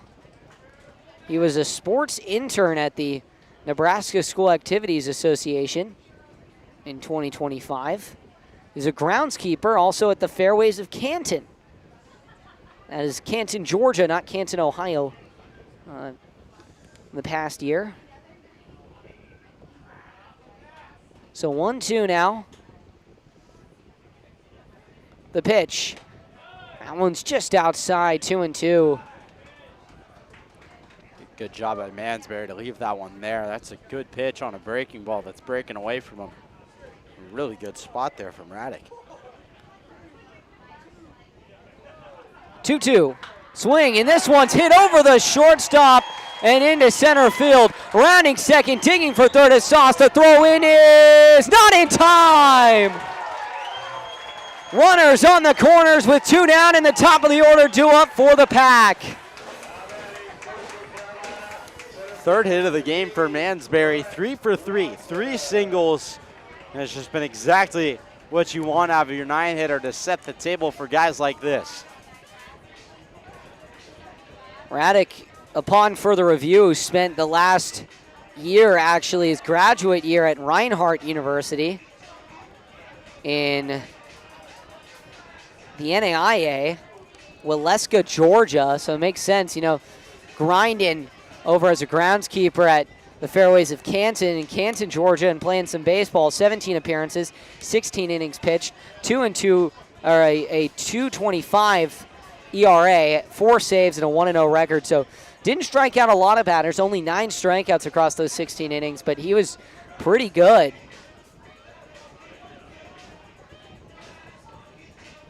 So now the Grass Monkey coming up, and Rex Watson. Runners on the corners here. Packers looking to break through here in the bottom of the 5th. The pitch on the way, and that one is outside, 1-0. Be interesting to see if there's any movement from Mansberry. That ball's not getting to home plate in a hurry, which gives him more time to run. The 1-0 on the way. That one is low at the ankles, 2-0. So 2-0 count here, 5-5 ball game. Runners on the corners with 2 down in the bottom of the 5th. 5 runs, 7 hits, no errors for the visiting Potters. 5 runs, 10 hits, and an error for the home team in the Healdsburg Prune Packers. 2-0 now, the pitch. Swung on and lined into right field. Saucin to score, and the Packers take the lead. It gets past the right fielder, Lopez, screaming into second. In there under the tag is going to be Rex Watson. Over to third is Matt Mansberry. So the Pack retake the lead, and it's all at the hands of the Chanticleer. Rex Watson delivers yet again. It's also his 3rd hit of the game. 2 singles and a double, and he has been everything that the Packers could have wanted in a late edition of this season, and quite frankly, a player who has put this offense over the top. Well, there's going to be an error assessed against the right fielder, Jordy Lopez. So a single and an RBI there for Rex Watson, his 2nd of the game. He's now 3 for 4. And advances on the air by Jordy Lopez and right. See if they keep in Raddick here. I think they're going to. Yeah, 2 down. Just let him deal and see what he can do here.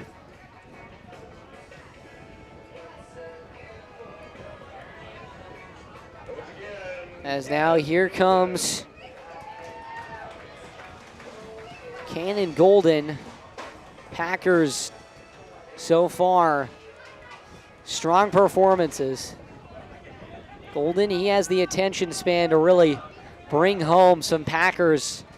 We'll see, it takes a bit of a time for the ball to come to the plate. The pitch, he lines this one into center field, falling, it drops across third, coming in to score is not 1 but 2 Packers. 8-5, Healdsburg blows it open.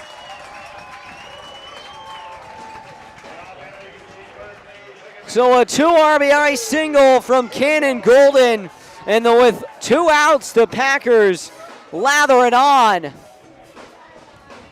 We've seen how good this team is with 2 outs, how good they've been with 2 outs all year long, shining through in the biggest of games. 4 straight reach, 3 straight hits with 2 outs, 3 runs across, all after the first 2 guys of this inning were retired. Well, here we go. Here comes Cade Campbell, the pitch, and that one's outside, 1-0. I feel like with Submariners, and we saw this with Tyler Rogers a little bit earlier in his career, when you eventually see it enough and you time it up enough, you're able to really do some damage. Once you get through the first part of the order. Here's the pitch, and this one's hit dead center field. Back on it is Madsen. He ranges back towards the track, on the track now, and makes the catch.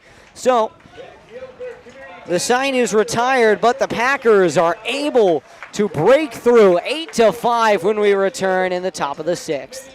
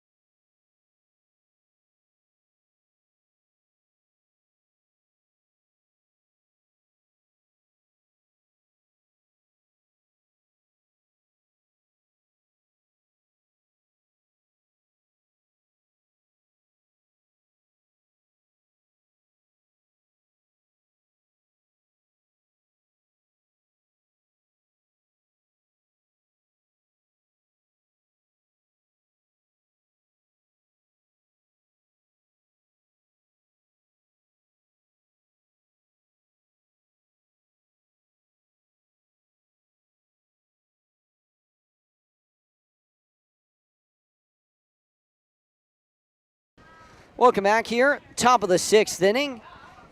For the Potters, it'll be the 9, the 1, and the 2. The last time they had this, they went pretty much 3 up, 3 down. Here's the first pitch to Groves. It's a breaking ball that falls right in there. Starts at the hip and ends painting the inside part of the zone. Ethan Groves walked in the second and then was caught stealing, but he popped out to short in the 4th, so looking for a little bit more of a productive at-bat. The 0-1 is swung on and popped up. Left field, going to be a tough ball. Golden in on it. It will drop in. Groves, leadoff single as it falls in no man's land between Golden and Mansberry out towards the line. Runner on first. It's kind of what it's been for Michael Quedens. A lot of weak contact that's just found the soft spots of the field, and for hits, he's thrown a really good game. The Potters have done a great job taking advantage of those lucky breaks. We'll see if they can do it here with the top of the lineup. Well, here comes Lopez, one of the best hitters in the PL. The first pitch to him is swung on and fouled straight back. Flew out to left in the first, struck out in the second, and then singled back in the 4th. Came around to score in what was a huge swing in the momentum of this game for the Potters. Here's the pitch. Breaking ball is swung on and fouled off to the left. 0-2 now. Quedens would sure like a strikeout here. On the top of the 6th. 3-run lead for the Pack, 8-5. 0-2 now with a runner on first. The pitch. That one skips in the dirt. Martinez is able to keep it in front. When we talk about golden gloves for catchers, I think Martinez definitely needs to be in the conversation. Not 1 but 2 perfect throwdowns to second to hose 2 runners today, and just having himself quite the game. Whether it's at the plate or behind the plate, he's been electric. 1-2 from Quedens on the way. Breaking ball falls right in there and freezes Lopez. He goes down on strikes. So 1 down here, a huge bounce back there. Yeah, and a great pitch. Curveball is breaking quite a bit, working really, really well for him. Well, here comes Ian Guanzin. 0 for 2 was hit by a pitch back in the first and came around to score. The man, the myth, the legend, Ty McGraw waits on deck for the Potters. A triple away from the cycle. The pitch. That one is in there at the knees, called strike. 0-1 there. So filthy from Quedens.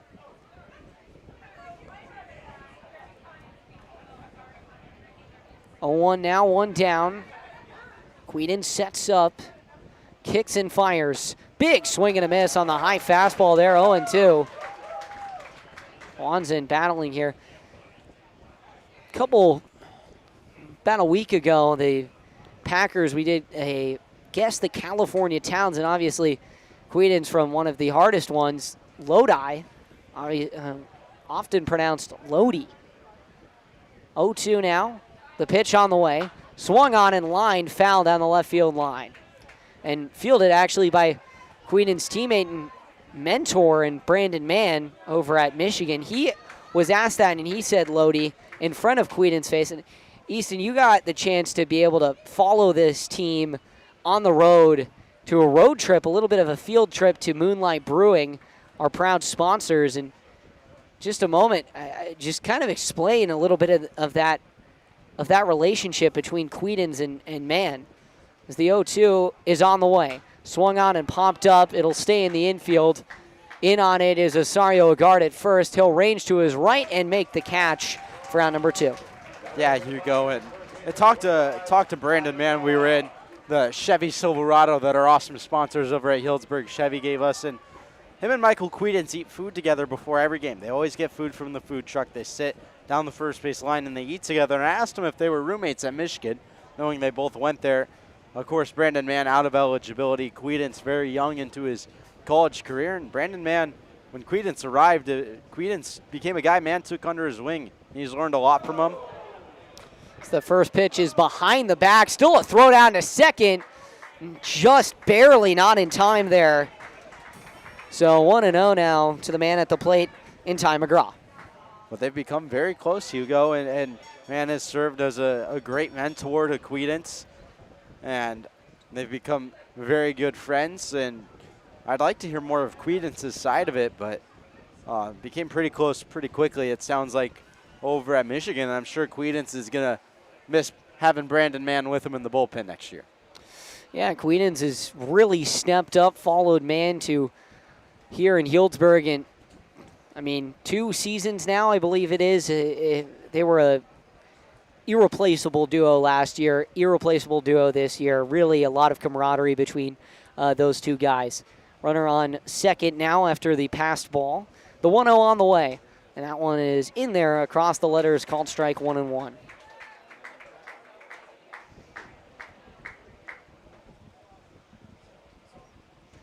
Sun setting low here in Healdsburg. Going to be a tough play at first.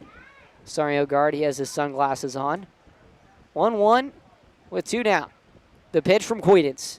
That's a breaking ball that skates its way into the dirt. 2-1. McGraw, he is a triple away from the cycle, and a triple that is much needed here for the Potters as they trail by 3. A 3 spot in the 5th after the Packers had to respond down 5-3. The pitch swung on and fouled straight back. 2-2 with 2 down. Deuce is wild here for Quedens. 5-3 lead in the top of the 4th for the Potters, and then Packers tied it up in the bottom of the 4th and then took the lead in the 5th. So here in the 6th, trying to hold it. Quedens would be in line with the win. Deuce is wild. The pitch. That one is just low. 3-2 now. It's a big pitch in this ball game here with a runner in scoring position. Ty McGraw has been so good. He has light tower power. He flexed it with an 105-mile-an-hour line drive that turned into a home run back in the 1st. 2-2 on the way. That one is low and outside, and McGraw will walk. With first base open, not at all. The worst pitch there from Quedens. Don't want to give him anything down the middle. Want to miss outside the zone. You bring up a guy who's 0 for 3 now in Shane Miller in a still favorable lefty-lefty matchup. Try and stray away from the hot bat a little bit. Well, here comes Shane Miller. Miller, he has been really hot for the Potters in stints this year, and they'd love for him to catch fire right here. 0 for 3 in the game. First pitch to him is swung on and sawed off to third.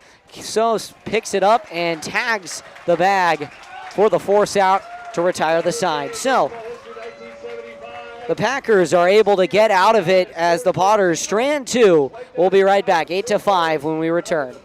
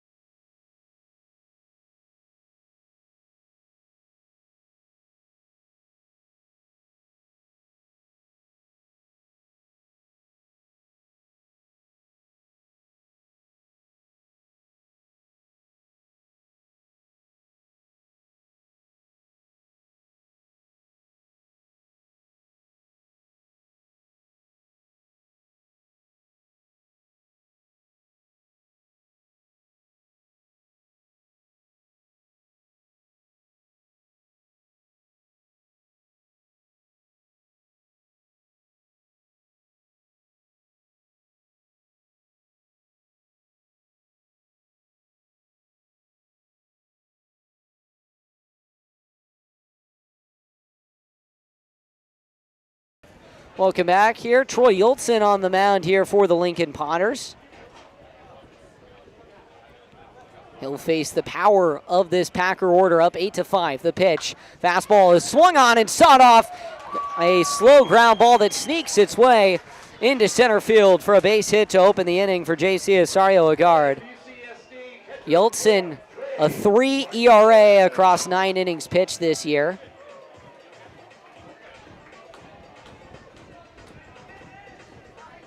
Dawson Radick goes an inning, 3 hits, 3 runs, 2 earned, 1 walk, and 1 strikeout. Trey Martinez will come to the plate, 0 for 2, hit by a pitch back in the first.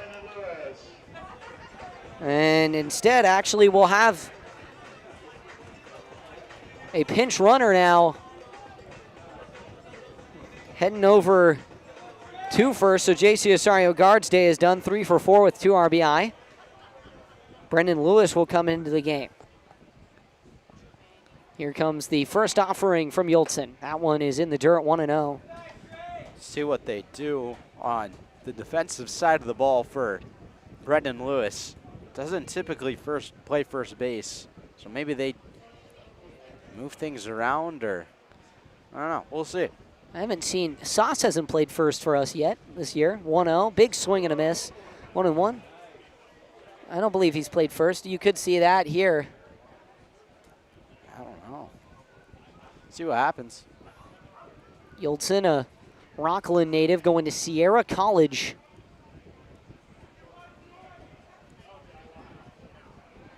Check over to first is not there. Lewis, a lot of speed. Packers are going to look to pack it on here. Try and get out of this a little early before heading up to Lincoln on the road tomorrow.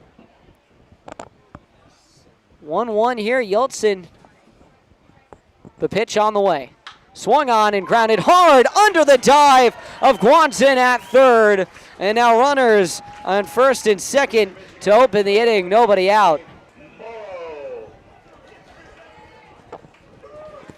Two just ground balls from Osario-Agard and Martinez. Nothing special about them, just seeing base hits. Well, now it'll be Dane Morrow, 2 for 3 with 2 RBI. See what he can do right here. 1-0 now.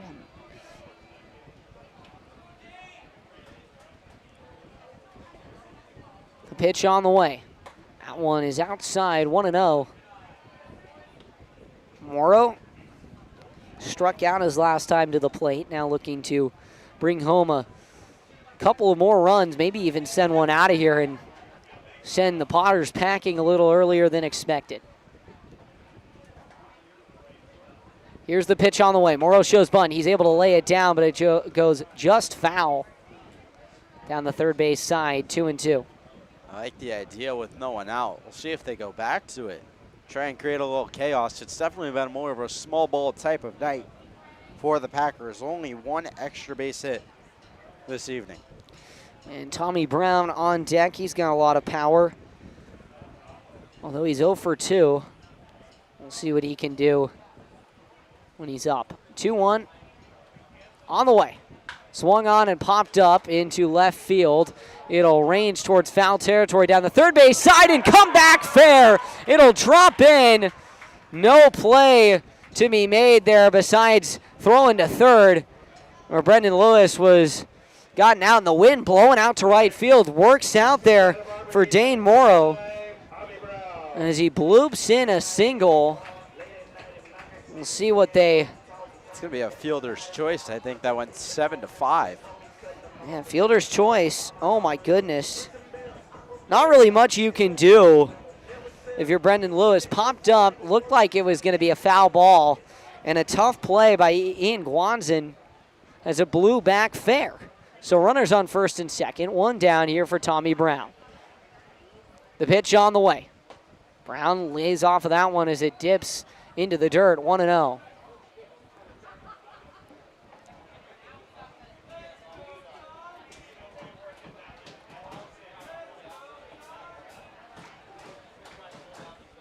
Sauce on deck. Runners on first and second. 1-0 on the way. That one is in there for a called strike, 1-1. Sauce, you know, I heard that you and Julian were talking about sauces last week, Easton, in my absence. And I wanted to ask you what your favorite fast food chain sauce is. Chick-fil-A Ranch. I like the pick. It's a great poll. 1-0 on the way. That one skips in the dirt, 2-0. What's yours, Hugo?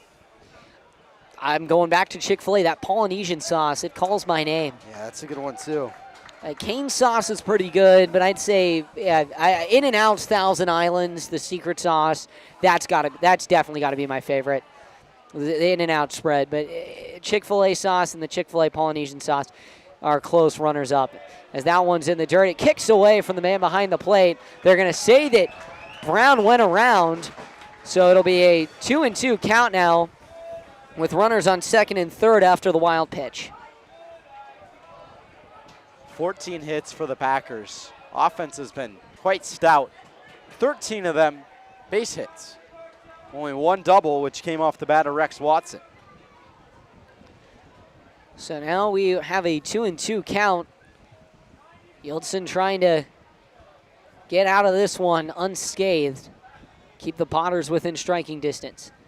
2-2 runners on second and third. Infielders in on the grass. The pitch. That one's way inside, and Brown's able to get his way out of it. 3-2 now. So a full count.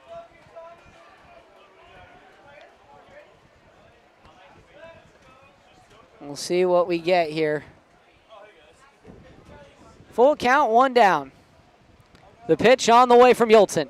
Swung on and grounded high. Tough play at third. Made there. The throw to first in time. What a play by Guanson. And now two down. Looks like he almost got the double play there. Almost got the tag on Trey Martinez over there at third. It was close.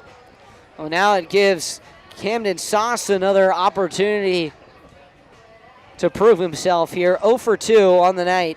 A walk his last time up. We'll see what he can do right here. Mansberry awaits on deck for 3 for 3 for him tonight.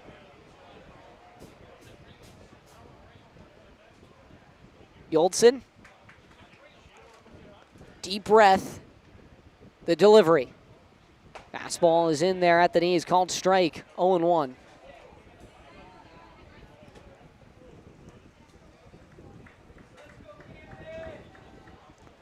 So 0-1, 2 down. Runners on second and third here with a 3-run lead. The Bronco waits. Yildson, the pitch on the way. Swung on and grounded up the middle. Tough play at short. Made there by Miller. Throw to first in time. And Yoltson is able to get out of the jam. The Packers strand 2 in scoring position. We'll be right back. 8-5 as we head to the 7th.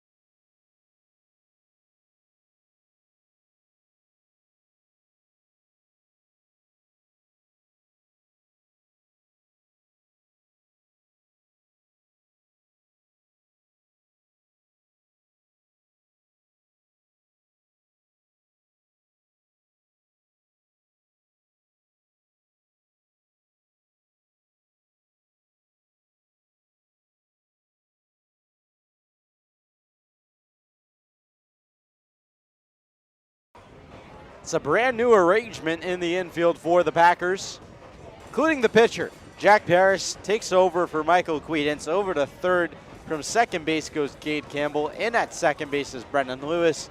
Matthew Mansberry stays put at short, and Camden Sauce goes from one hot corner to the other, third to first, where he is now. Jack Paris facing Jackson Norton, his first pitch low and away, 1-0. Sun beginning to set here in the top of the 7th inning. 8-5 your score as the Packers lead it. Potters looking to change that here. Paris deals home that one middle for a strike, 1-1.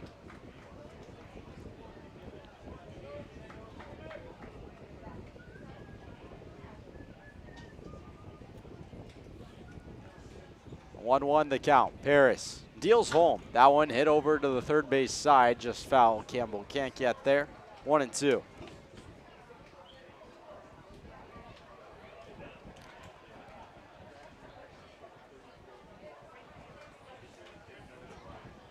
So ball and 2 strikes to Norton.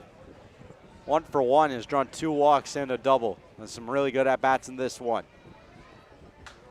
This one skied in on the infield. Martinez underneath it behind home plate, ranging to his right, and he'll make the catch for the first out.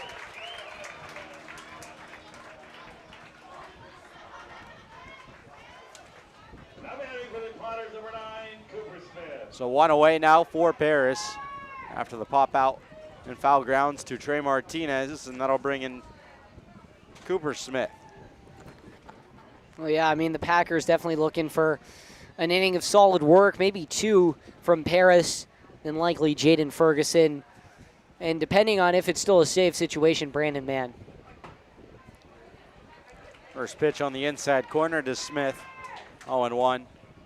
Paris, one of 3 Texas pitchers coming into the season, the only one left.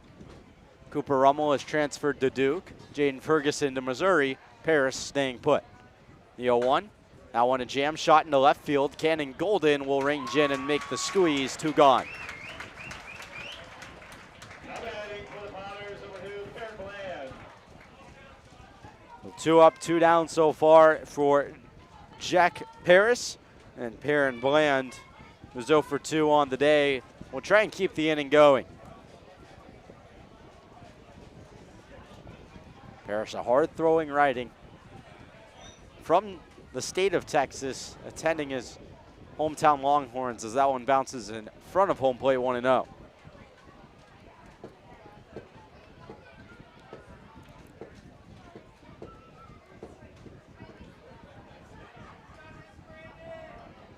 So a ball and no strikes. Perrin Bland. One tap foul at the plate, 1-1.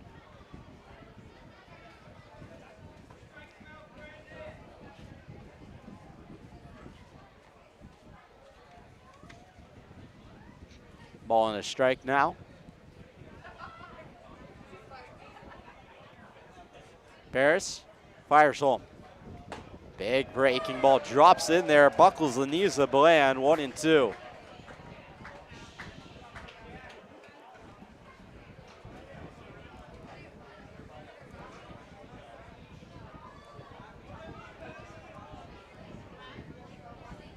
So 1-2 the count. Paris kicks, fires. That one lined over to short. Mansberry picks it up on to first. 3 up, 3 down for Jack Paris. His first inning of work is a quick one. Nothing doing for the Potters. Score remains 8-5.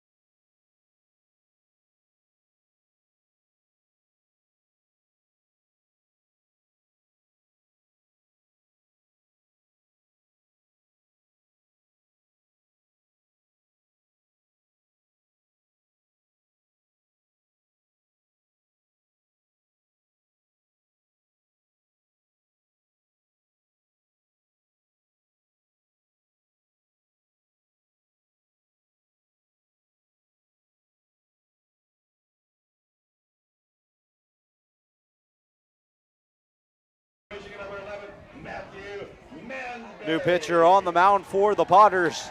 Jacob Griggen stepping in. Matthew Mansberry will be the first to face him. He's 3 for 3 with 3 singles.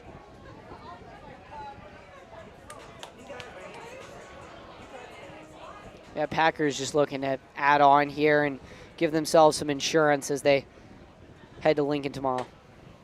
First pitch is outside, 1-0. Trying to lock up that top spot in the PEL. Win tonight would do it. Take a lot of stress off the shoulders of this Packers team as well. 1-0. That one in the dirt, 2-0.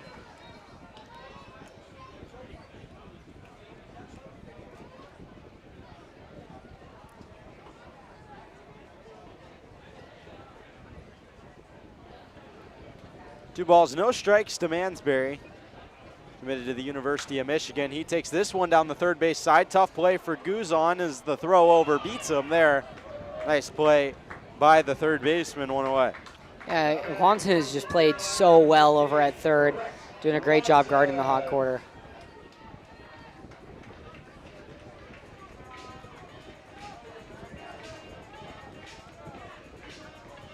So now Rex Watson will take his cuts. 3 for 4. 2 singles and the only extra base hit for the Packers in this game.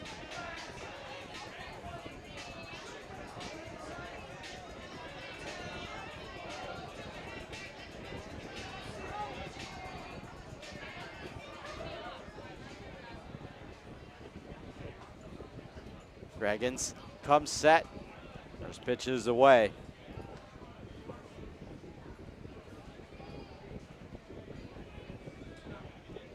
Fourth pitcher of the game for the Potters. 2 relievers have gone 1 inning apiece. See what happens to Jacob Griggen here. Swing and a miss there from Watson, 1-1. Sun behind the houses. Just a little under 2.5 hours into this game.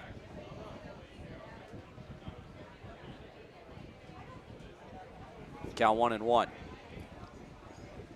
Griggen rocks and deals. That one skied into left center field. Running over is Madsen, who's camped underneath it. 2 gone. Now batting from Ole Miss, number 6, Cannon Golden. Well, the Packers, they have their lead here, so all they can do is try to add on and really hope this bullpen continues their dominant run. I'd like to see Jack Paris here. I don't know if he's going to be inning by inning, but I'd love to see him pitch again right here in the bottom of the 8th, or in the top of the 8th rather, and trying to shut the door completely on these Potters. We know that they don't go down easy, so going to be a lot of interest. So now Cannon Golden, the left fielder, takes one down in the zone, 1-0. Batting 500 or a little over 500 today. 2 singles and 3 at-bats, was hit by a pitch as well in the 4th. 2 RBIs on a single. Extended the Packers lead. That one hit sharply over to second. Knocked down, a nice play by Groves. Fires on to first. 3 up, 3 down for Griggen as he enters the game. 6 up, 6 down in the 7th between the 2 teams. Pierce and Griggen dominating on the mound. 8-5 the score.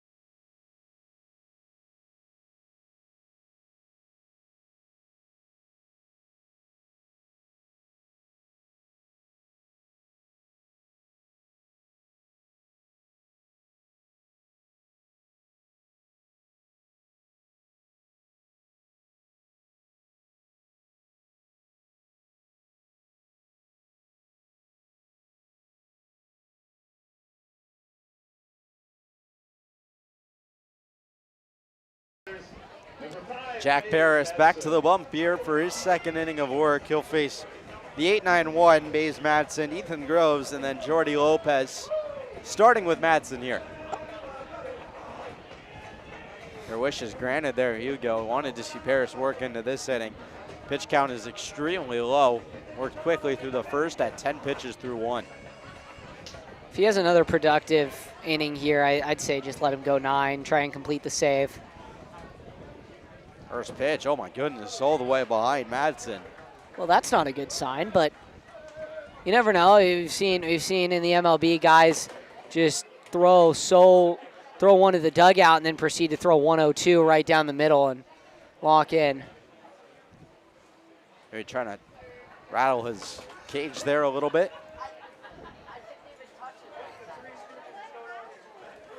The 1-0, that went up and away, 2-0.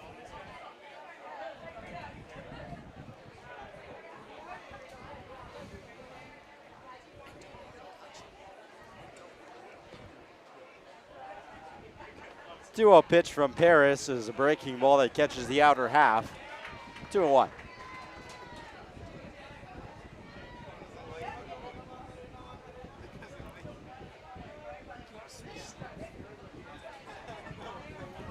Two balls and a strike to Madsen, leadoff hitter of the inning. Breaking ball in there again for Hee-Haw, 2-2.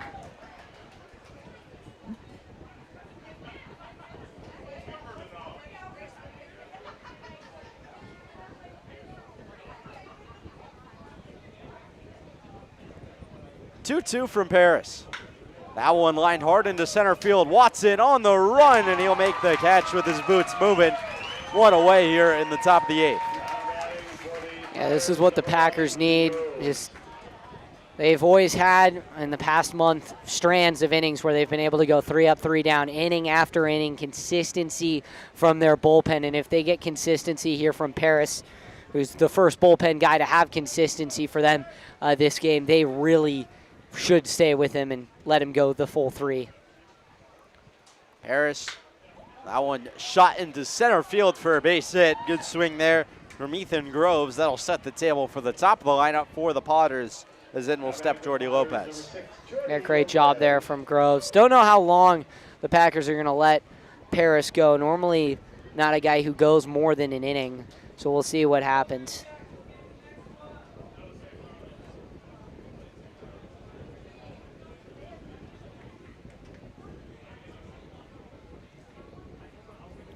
First pitch to Lopez. Paris kicks and fires. Owen runs in on the hands. Foul ball, 0-1.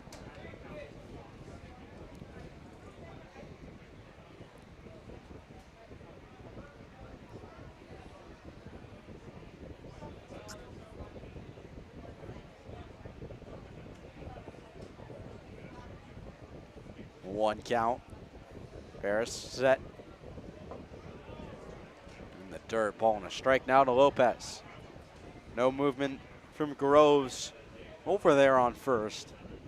One of the speedier guys on this team for the Potters. 11 stolen bags. Hasn't been caught stealing this year, but Martinez has already swiped 2. 1-1. Long pause from Paris on the mound. And he'll step off.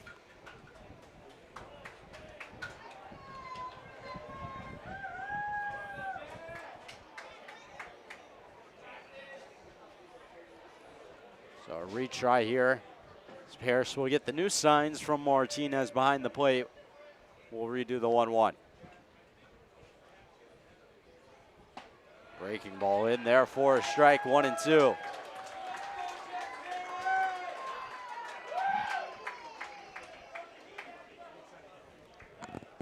Ball on 2 strikes now to Lopez.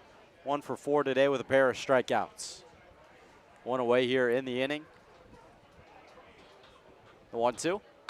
That one hit well into left field, right at Cannon Golden, who will put it away.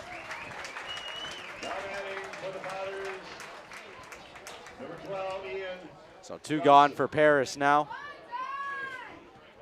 He's faced 6 batters, retired 5 of them.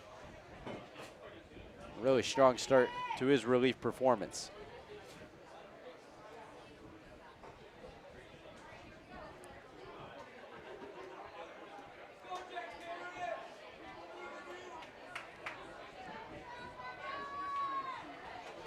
So 2 away now. Paris fires. That one misses away. 1-0. Yeah, right now, Guanza needs to find a way to get on base here. Ty McGraw on deck represents the game-tying run, and he's been stellar so far. Guanzon has only reached base once. In his first plate appearance, he was hit. A 1-0. Slider gets away, 2-0.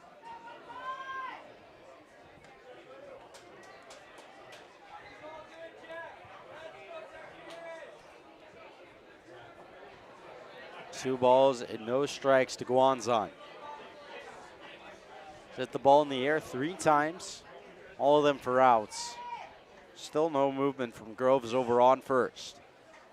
Sun behind the houses on University Street, the 2-0. And they're at the knees, 2-1 now.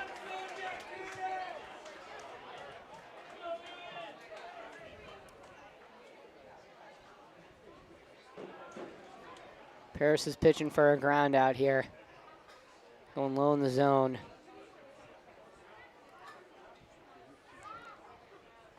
Count 2-1. Paris checks to first. Now comes set. 2-1 to Guanzon. Breaking ball in there. 2-2 now, 1 pitch away from a really strong 2 innings in relief from Jack Paris.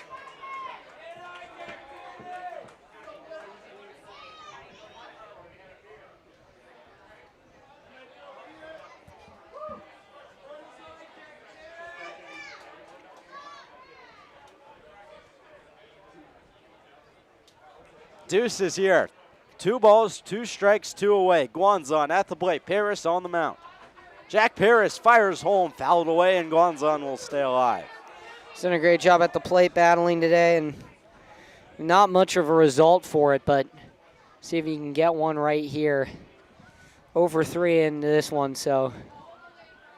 Potter's down to 4 outs. Trying to find a way to get a home field advantage in Lincoln for the championship and trying to get 1 win closer and 1 win out of the reach of the Rogues. I guess 1 further win out of the reach. The 2-2 from Paris is outside, 3-2. Full count now.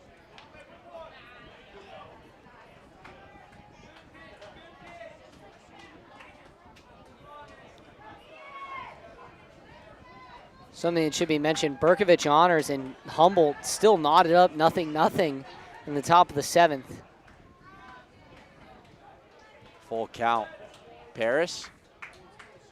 The payoff pitch. Runner goes in the dirt on the 3-2 count. Now 2 aboard.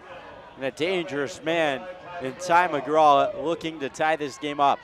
Here comes Coach Gomes, maybe looking at a new pitcher here. See what he ends up doing. It's going to be the end of Jack Paris's night. A really strong performance from him. Goes an inning and 2/3. Well, that was a single and a walk. Still responsible for both the runs. But a new pitcher on the mound. We'll head to a quick break. 8-5 the score, 2 aboard for the Potters.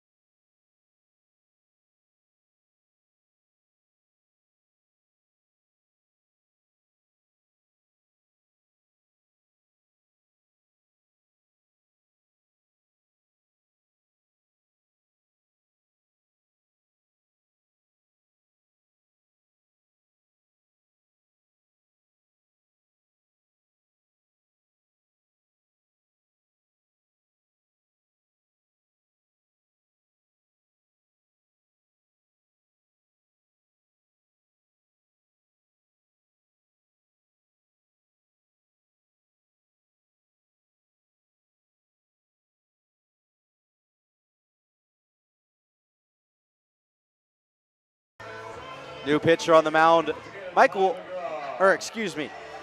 Bugarski coming in. One of the newer Packers on this team. He has one start. He went 3 innings, allowed 2 runs in a game that came down to the wire against the California Tigers. Struck out 2, walked none. Went into the 4th, put 2 runners on, and those were the 2 that came across as earned runs for him. Coming in a big spot here. 2 outs against Ty McGraw with runners on first and second. Bugarski, first pitch. That one hit softly over to third. Picked up by Campbell. Race to the bag. He is in time. 1 pitch is all it took. Caden Bugarski strands 2. And a really great job out of him and Jack Paris. A team effort here in the top of the 8th. 8-5 remains the score. Last chance for the Packers to get some insurance.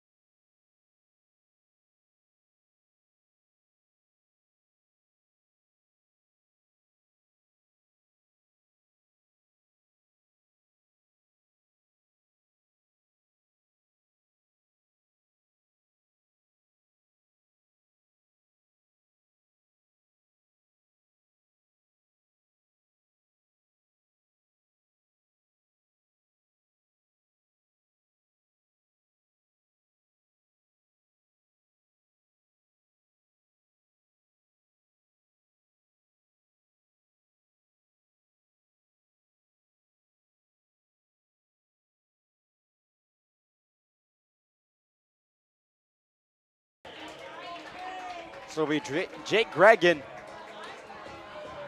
still on the mound for the Potters. Packers looking to tack on some insurance here. Cade Campbell to lead things off. Brendan Lewis awaits on deck. Followed by Trey Martinez. First pitch to Campbell inside. He scoots out of the way, 1-0.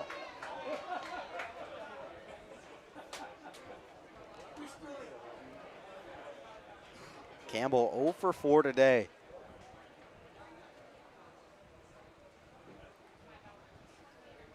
One 0. That one fouled away. Ball and a strike now. It's not been the best of days for the Golden Bear. Going into his last year at Cal Berkeley out in the East Bay. 1-1 they count. Gregan fires home. Campbell swings through it 1-2.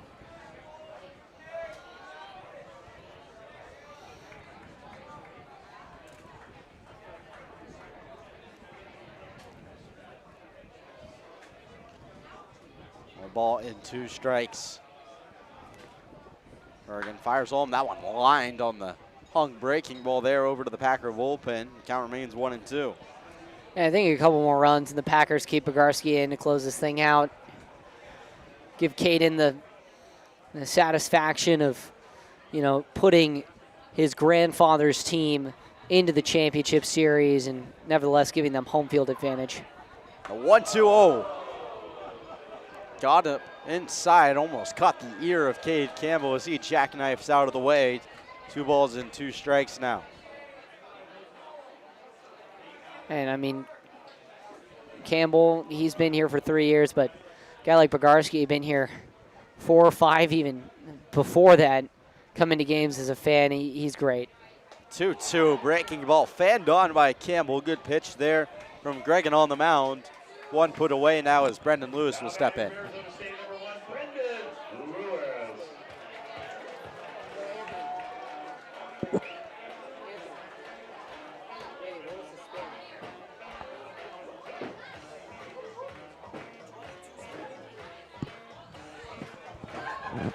Campbell goes down swinging. Now Brendan Lewis will step in for his first step out of the ball game.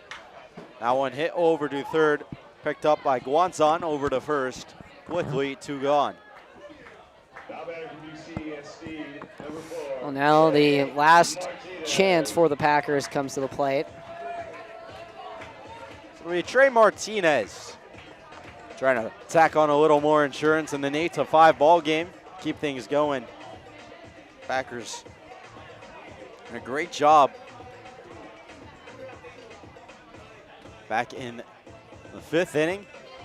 So they crossed 3 runs with 2 away. First 2 were retired, so they have it in them. First pitch to Martinez is downstairs. Inning that started with the bottom of the lineup. Morrow and Brown were put out. Sauce Mansberry got things going, and the top of the lineup brought everyone in. Martinez looking to set the table for the guys who got it going. 1-0. Breaking ball in there for a strike. Nasty pitch there from Gregan.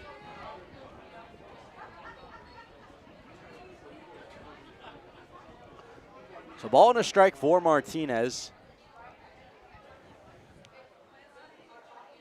And Gregan looking, 6 up, 6 down in his 2 innings.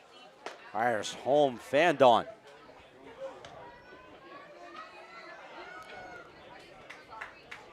So 1-2 now with 2 away.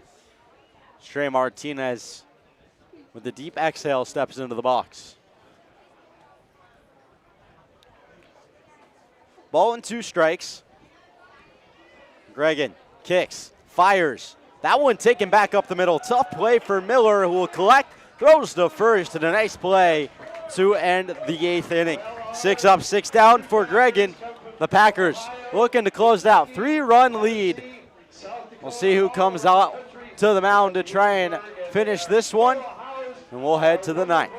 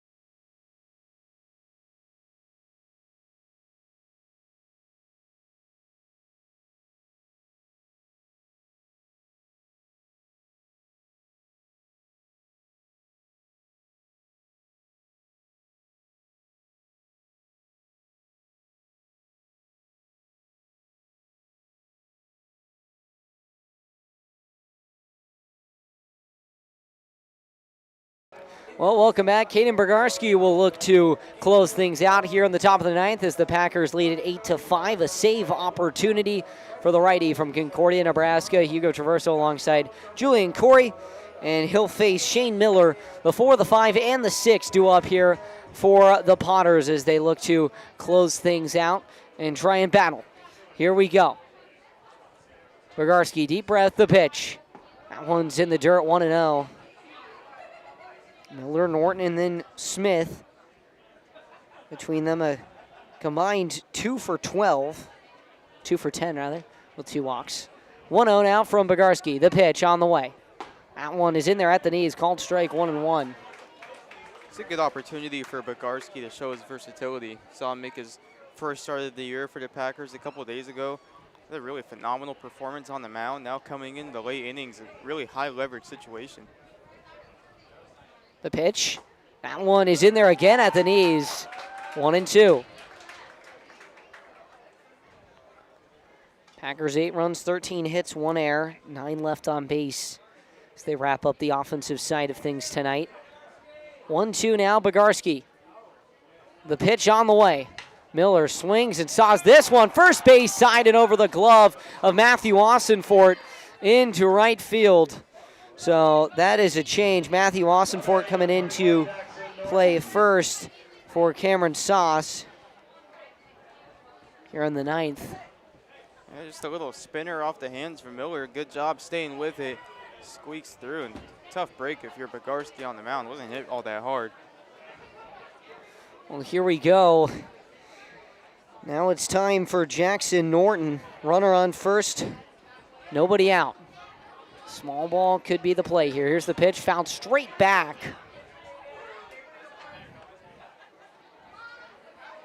Oh, 0-1 now to Norton. He has had probably the best night of these 3, 1 for 2 with 2 walks, a stolen base, and an RBI. 0-1 here. Miller leads away. The pitch on the way. Fastball is in there across the letters, called strike 2.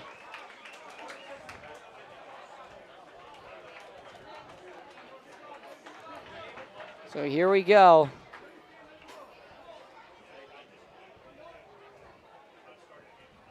Oh-2 now. Bogarski kicks and delivers. Swing and a miss. 2 outs away. Jackson Norton sat down on strikes as Cooper Smith will come to the plate here. Bogarski looking to close things out and send the Packers home happy before they head to Lincoln tomorrow. It's a really good job by Bogarski in that at-bat. You know, stuck with the fastball, but just changing eye levels, had a few down, and goes right back up. At that point, the velocity is what ends up getting Norton. Well, Perrin Bland has sat down, so we have a new hitter as the first pitch comes in, a called strike, 0-1. Bogarski seeing red here as he looks to close things out. See pinch hitter here, 0-1, 1 down. The pitch on the way. Swung on and popped foul down the left field line and out of play. 0-2 now.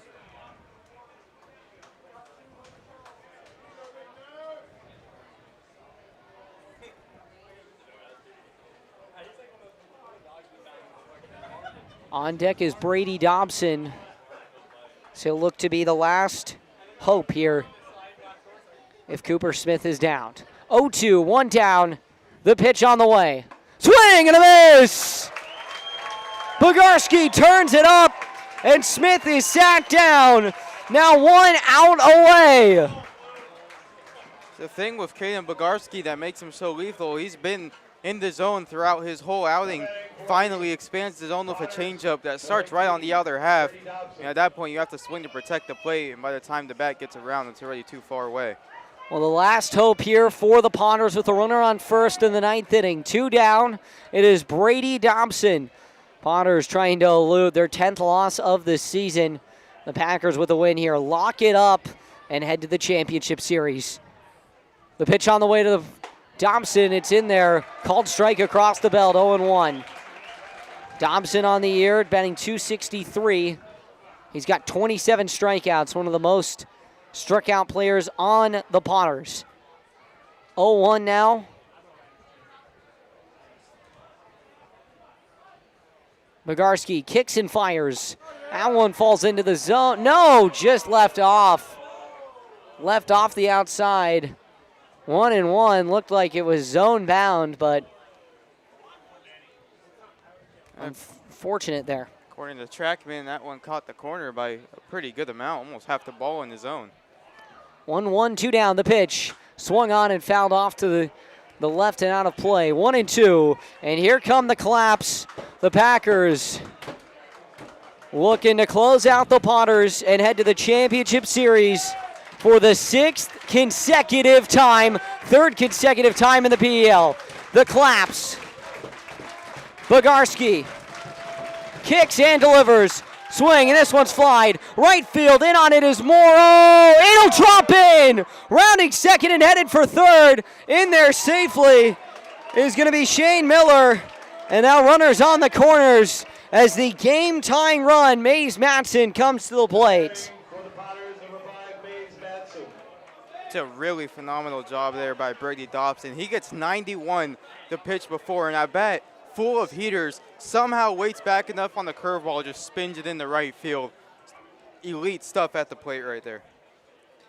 Well, here we go. Here comes Mays Madsen, the last hope here for the Potters. Bogarski deals. He shows bunt, lays it down the left side. In charging is Campbell. Throw to first. No, it's not there. So base is juice now on a bunt single for Mays Madsen as Ethan Groves will come to the plate. Another last hope here for the Potters.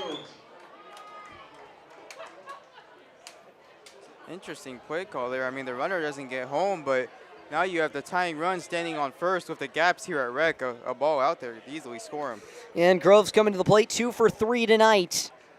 Left-handed batter facing off against the righty Bogarski. Deep breath, the pitch on the way, and that one's in the dirt. Groves lays off that one, 1-0. 1-0, 2 down here.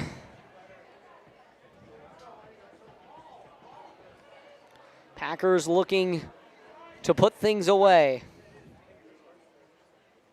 The pitch, swing and a miss. 2 strikes away. 1-1 now with the bags juiced. Bogarski, Concordia, Nebraska, grew up wanting to play for the Packers. Has lived this dream not once, not twice, not even 3 times, but 4. The 1-1. Swung on, sawed off, third base side, picked up by Campbell. He taps on third, and that's the ball game. A save for Caden Bogarski. He strands the bases loaded, and for the 6th consecutive time, the dynasty continues. The Packers are headed to the promised land, heading to compete in the championship series. The final score, 8-5, as the Potters leave the bases stranded. Julian, we'll head to the championship series. Your final thoughts? Yeah, I mean, it's consistent with all year. This is a Packer team that I think you could agree with me has faced more adversity than a lot of the other teams in the past. They've had a lot of close games heading into the late innings, and I think that's really built them for moments like this. They're ready to go when it's important. They're ready to go when it's clutch time. No matter if a guy's sitting in the bullpen for 8 innings or if he's going 5 shutout innings on the mound. I mean, they're already in the field behind them on defense. Just phenomenal stuff all around. It just seems like this team is just really built a phenomenal foundation here in Healdsburg, and it's going to be really tough to stop them. Well, the final time of the game, 2 hours and 58 minutes. Attendance around 500 here in Healdsburg. 8-5 the final score. The visiting Potters, 5 runs, 12 hits, 1 error, 13 runners left on. Your hometown Packers, 8 runs, 13 hits, 1 error, 9 runners left on base. The win goes to Michael Quedens, lost to Dawson Radick, and the save to Caden Bogarski. Packers close it out here. They head to Lincoln tomorrow. Julian, if you had to pick a couple things to address from this game, what would you be saying? I mean, it's kind of tough, right? Because, maybe everything didn't go the Packers' way, but they fought back. When they get down early in the first inning, they come back, score 2, tie the ball game. And I mean, it's vice versa. They score 1 in the second, and the Potters come right back in the third. But I think it's just kind of revisiting what we already talked about. they're just so good when they get down. They're never out of a game. They're always competing. Obviously, one errant throw in the right field tonight, that's something, coming championship time and postseason time that you're going to need to clean up, because every out matters, every pitch matters when you get to that point. But, I mean, all around, just a good job recovering when they're down, a good job taking advantage of when they're up, and good stuff all around. Well, the Packers clinch a spot in the championship series. They go for the 2-game sweep tomorrow in Lincoln. That game time is 6:35. $2 hot dog night up at McBean. So if you're a Packers fan who wants to make the journey up there, be our guest, head up there, cheer on the Packers, get yourself some great $2 hot dogs. Also heard that it's half off all sangria at McBean. So if you're a Packers fan over 21 years old, go on up there, enjoy it up at McBean. It'll be a nice night in Lincoln. We unfortunately will not be making the trip, but we will come championship series time to next week. We'll see where it is. There is a very minuscule chance it's in Humboldt. There's a bit of a chance it's in Medford, but likely we will see this matchup this time next week right here in Healdsburg between the Packers and the Potters. So stay tuned. We'll have some updates on the PEL Instagram, updates on the Packers Instagram. Gotta love it here in Healdsburg. The Packers win it 8-5. Wishing you all a safe, happy, and healthy 2 days of no Packers baseball here at Rec, but you can follow the team as they head all the way up to Lincoln. Thanks for all of you for joining us. For Nolan Brenner, Easton Stockford, Julian Corey, and myself, Hugo Traverso, we'd like to wish you all a safe and happy, healthy start to the week. Adios.